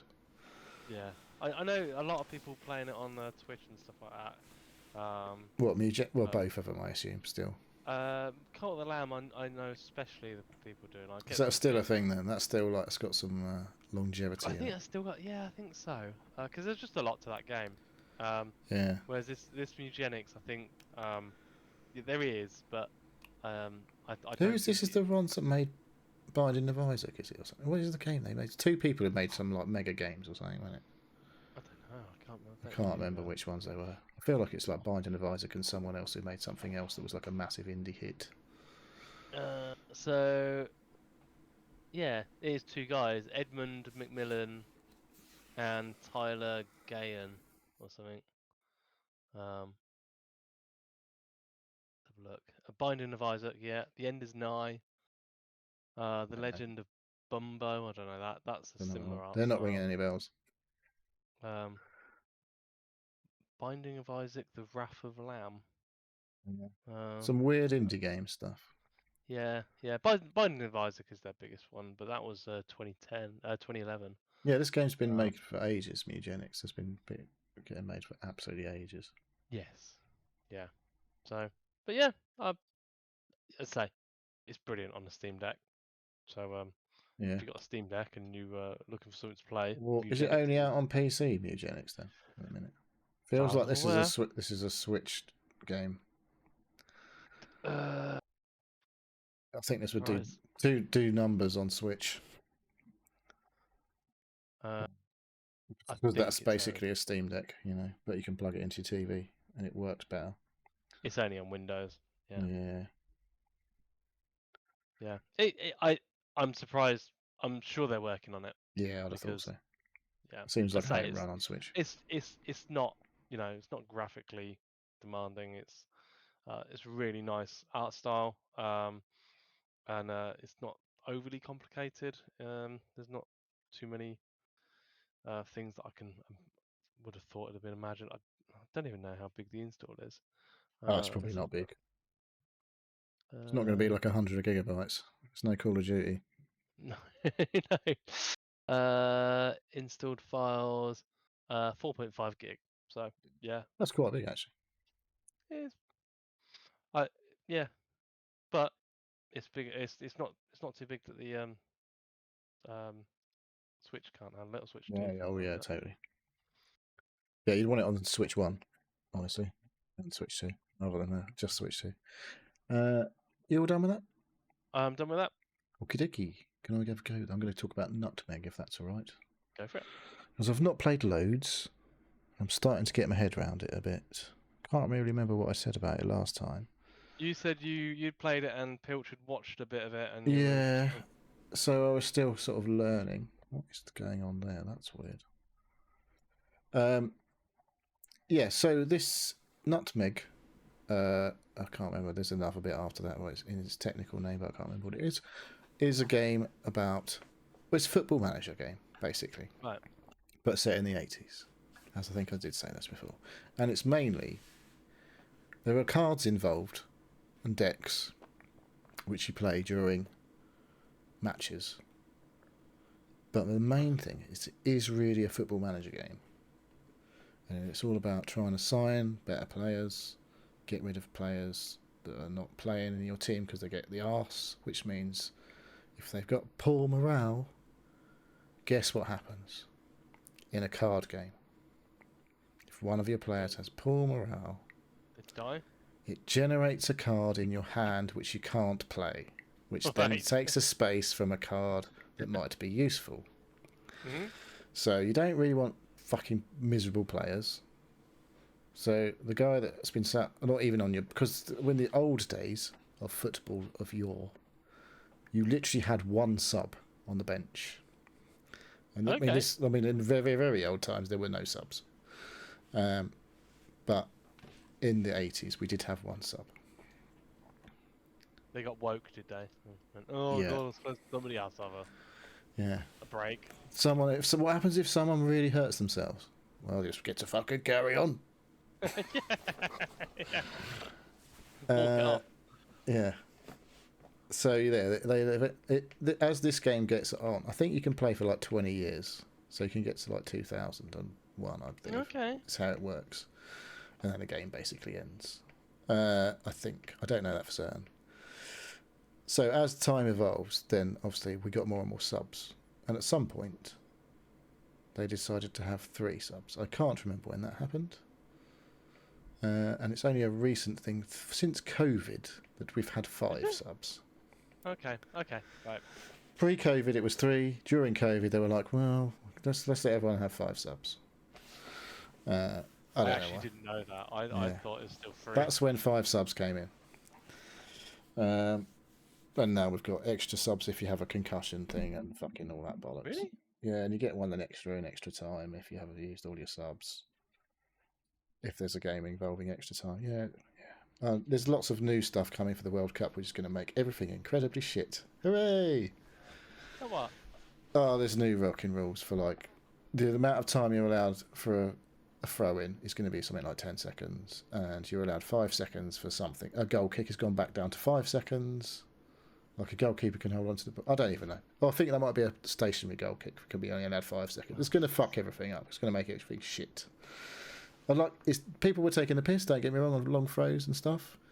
But I feel like 10 seconds is pushing it a bit. Could be a little bit too low, because if everyone's just marked all the time and you're just going to like fucking throw it to nobody, then are we? After 10 seconds? I don't know. It's going to... we'll see what happens. But I feel like... Not for just those reasons. This World Cup could be a bit of a fucking shocker. There we go. We'll see. Anyways, back to NUTMEG. The football manager game, which has got cards involved. So I've started to suss out that during your 90 minutes, you get phases of play. Like you basically click on a deck of cards and it starts a play. And that ticks some time by.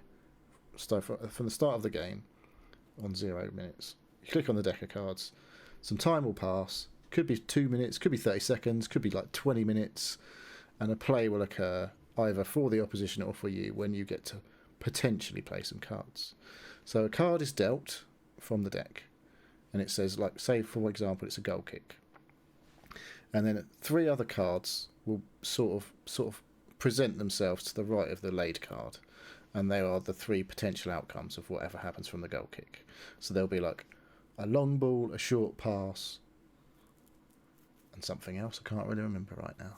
But they're all, and it also says whether us or them underneath it. So obviously, if it's us all the time, it doesn't really matter what the outcome is. So maybe you don't want to play a card to increase the odds of something happening because you will retain possession because it's always got us and them. But then at some point it'll flip and like the possession could change to them. So you may have, just say you've done a long ball.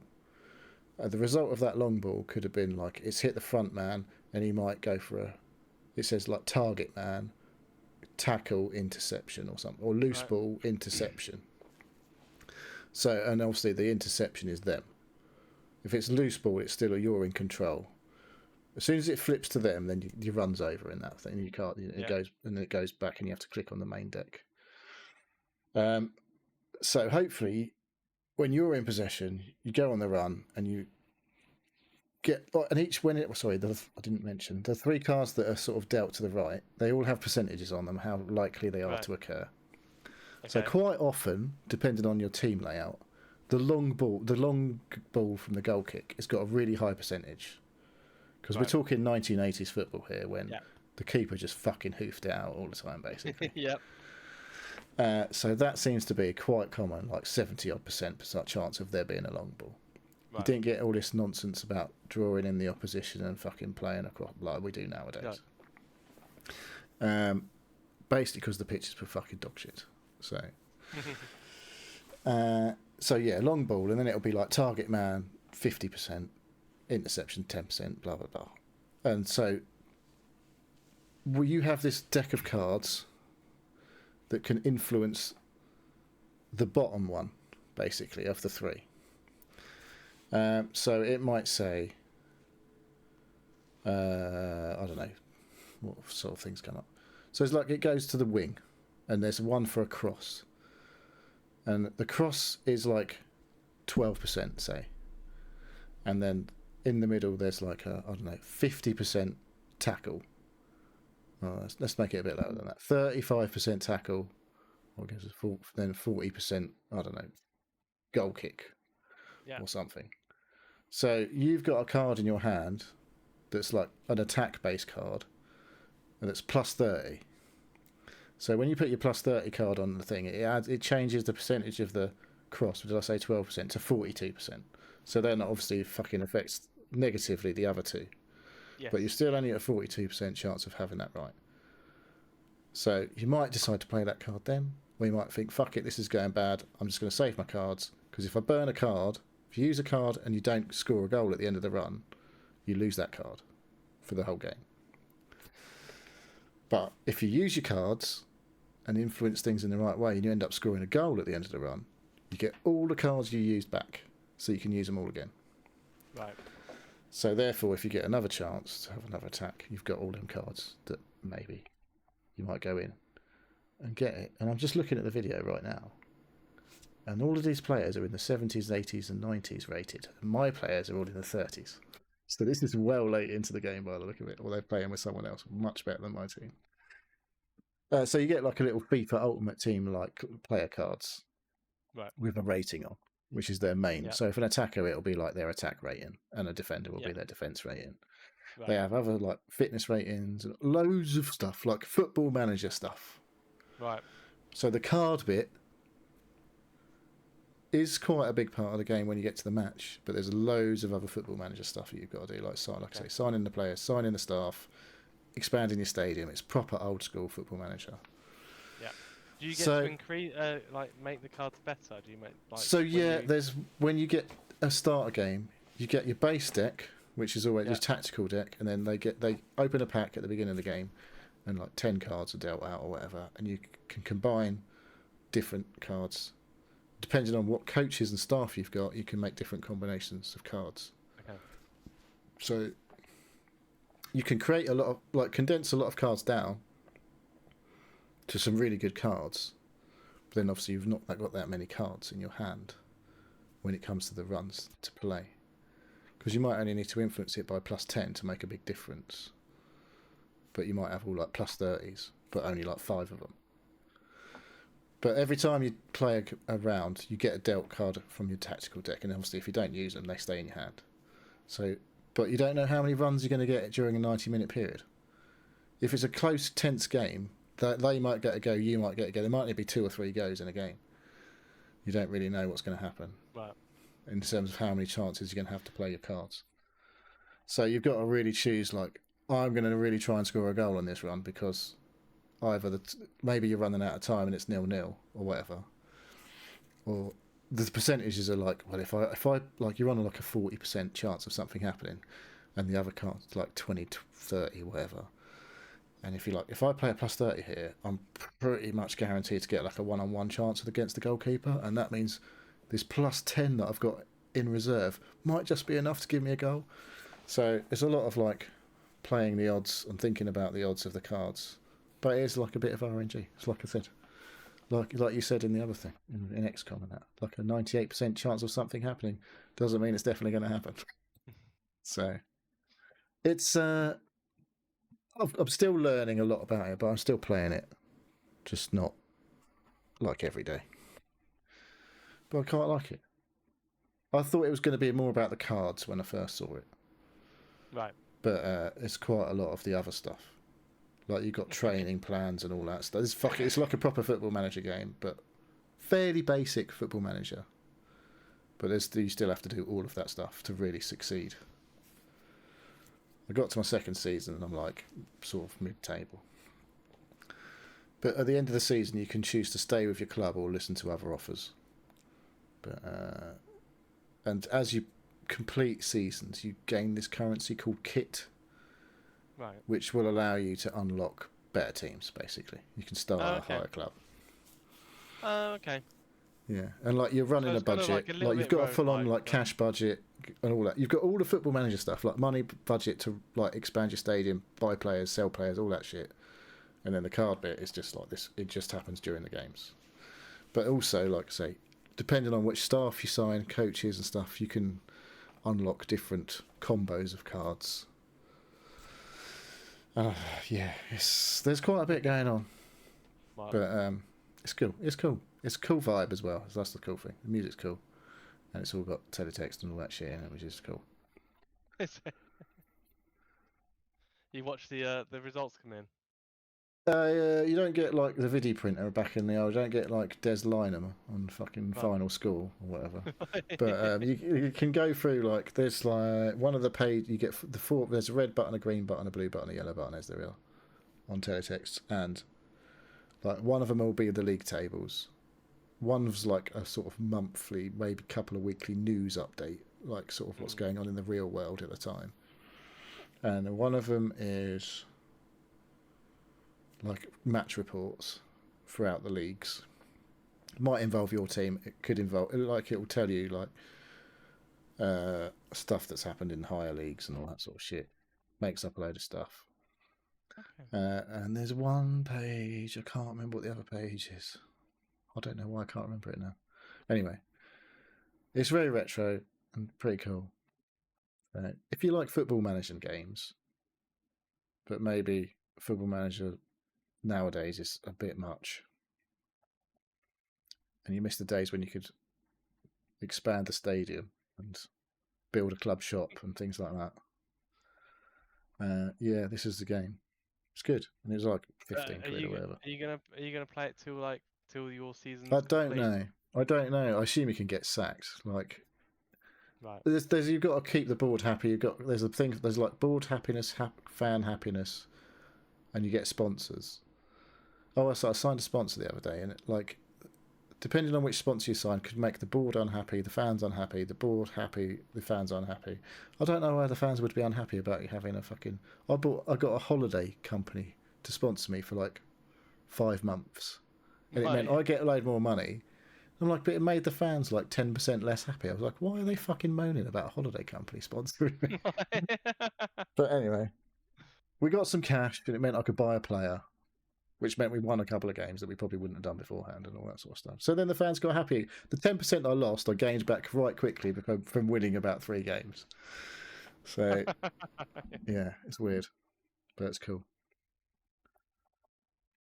Lovely. What have you got? Anything left? Yes. Yeah, I've got one game left. Go on then. That's a wrap. Well, I've got one more. Oh, have you? Oh, yeah. Okay. Yeah. So I did my run of Mewgenics on my Steam Deck, and I thought, oh, there's a game I haven't played in a while as well, which was Dungeon Clawler.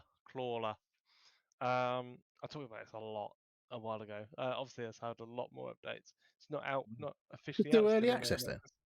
Still early access. Oh, God. Not 1.0 yet. But lots of new characters, lots of new enemies, lots of new items. Again, fired it up on my Steam Deck. And had a whale of time. Done 2 runs in one go, so I only took about 40 minutes, 20 minutes a piece to go through 20 levels. I play it on like extra fast animation, everything like that, because You know I've what you're doing.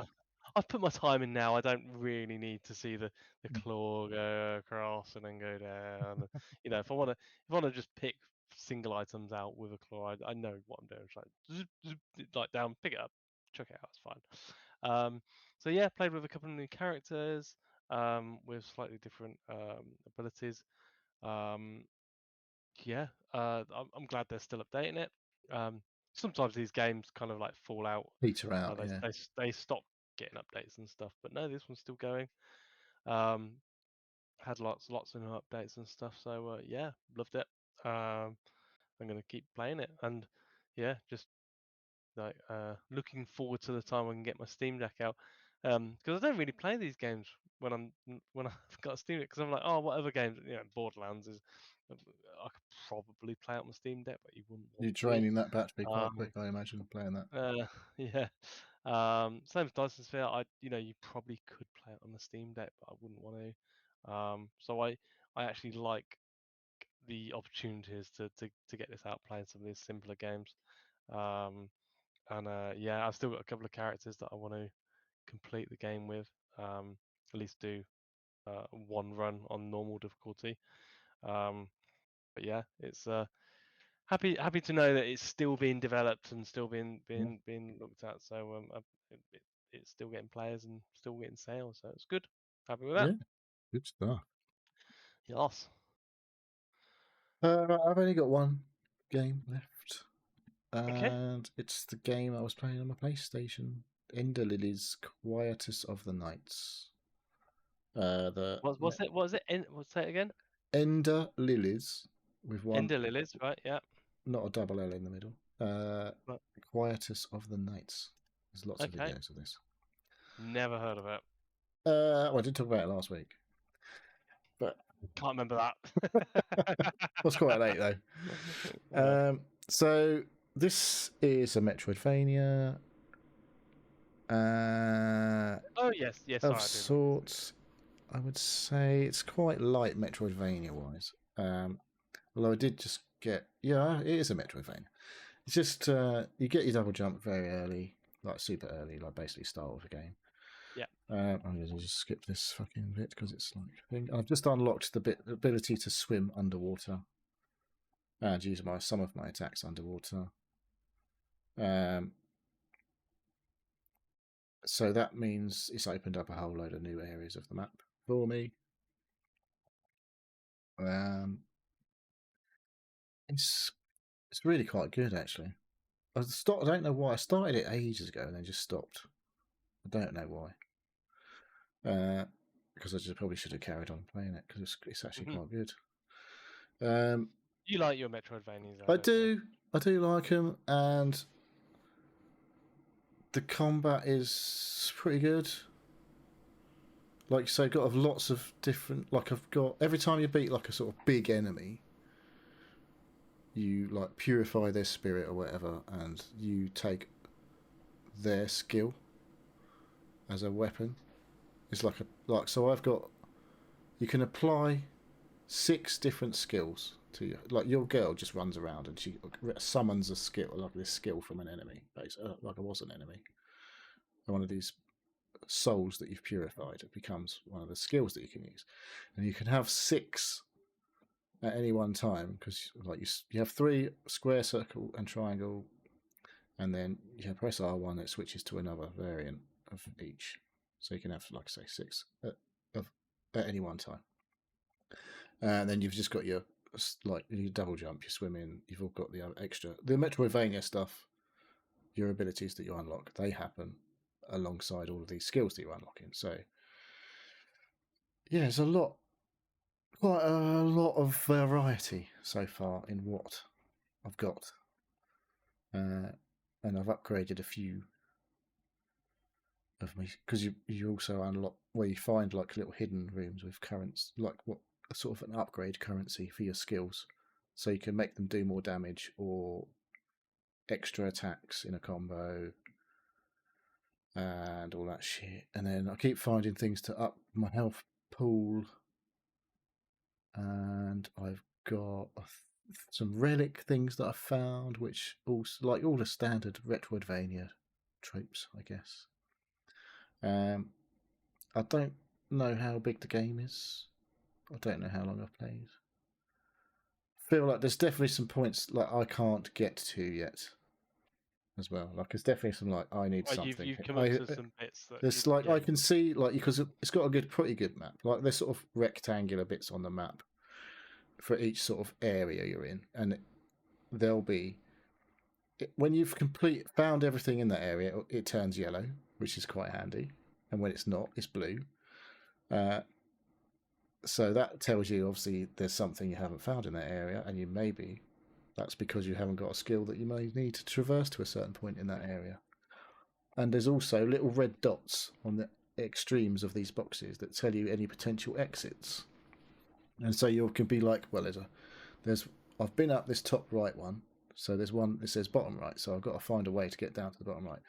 And like I say, since I've got the swimming ability, I've unlocked a few more routes via that method. But there's definitely some bits where you're like, there's one right at the top, and I'm like, there ain't no way I've got to fucking fly in or something yet. So I must get another ability that allows me to travel in the air longer than just a double jump to find these other exits that are high up and stuff like that in each area. So it sort of hints to the fact that there's stuff you need to find, more abilities you need to find still.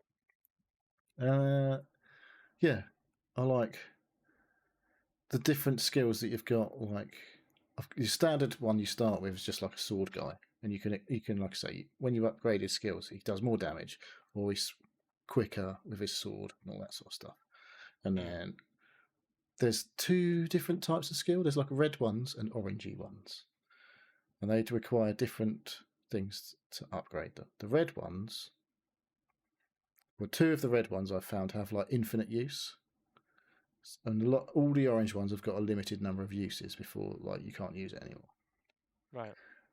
And then some of the relics that you find might increase the number of uses that you can have on some of the skills and shit like that. So there's lots of stuff playing with each other.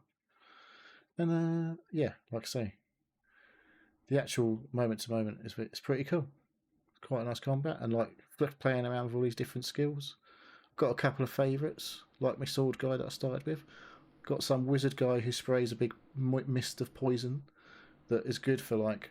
So there's a guy, a knight with a big shield. And you can't hit him from the front. So I just spray a big poison cloud in front of him, and he just stands there going, eating poison, and he doesn't move. And I'm like, yeah, fuck you. So yeah, It's nice to know that you can use ultimate. There's tools that you can use like in different ways to help you get past things and all that shit. So yeah, I've really liked what I've played of it so far, and I think, like I said, there is a sequel, which is supposed to be better, but it tidies up some of the not so good things, which I don't know. I haven't found too many of the annoying things at the minute. But yeah, Ender Magnolia is the sequel, and that's supposedly a little bit better. Okay. And that's out already, is it? That's out now, but I was like, fuck it, I'll play the first one because I've got it. I don't have to buy it. Yes. So that's always good. So that is it for games. Very good. Which is also it for the show, I guess. Oh, I was thinking about your gaming funk while we were talking. Yes. Don't fancy any arc raiding? I have. Yeah, I've got that game out. I forget. Yeah. I've got that game. I've jumped in a couple of times and just looked at the menu and not gone in to do anything. Just like, because I'm usually quite drunk when I do it, and I load it up and I go, Yeah, maybe I need to fire that up and jump on the Discord, and I'm sure I'll get people coming. Well, because I keep looking at Marathon. Do keep looking at Marathon. I played like whatever it was, the Server Slam, and I felt it was a bit unintuitive for sure. But I've heard a lot more people talking about it, and I'm like, yeah, I know the shooting was quite good. Could get into that, but I'm not. I'm not sure. I don't know. I don't play Hunt for the same reason that I think I fell off Ark, is that the PvE part of it I don't know. It just doesn't sit right with me. It's too much stress, too much. Maybe I don't know. Maybe I'll pick it up again because it wasn't too bad in Ark. Yeah, I haven't really been into it for a while. So I remember going into a multiplayer game as a solo being a lot better with actual it's quite people. chill vibes. Yeah, but yeah, I don't know. Yeah. So maybe it is a game that I own, and I'm sure other people will jump in with me. So yeah. It is an option. It is an option. Yeah, good shout. Right. Cool. Okay, so that's it for the show. Shall I do my bit? Go on, then you do your bit. I'll do my bit, and then we'll call it a night. Right. Thank you for listening to the Seal Podcast. If you'd like to ask a question to get involved, you can contact us on our web form, which is at sealpodcast.com. You can also contact us on our email, which is sealpodcast@gmail.com, or join us on our Discord server. A link is pinned on social media and our website. We have YouTube and Twitch channels, which we upload and stream to. Neil, shout out for Twitch. Mintsafe said hello early, and then Fraser was quite disparaging, and Pilch was also said what she'd been playing. So I don't know if that means he's in Canada now. I don't know. We'll see. So we think next week we'll all be back together, potentially, depending on how things are going with everyone. We'll see. But hopefully we'll all be here, or 2 or 3 or 4 of us will be here for a show next week, as far as we know. So thanks for listening, and we'll catch you soon. Thanks, Neil. Thanks for hosting. See you later.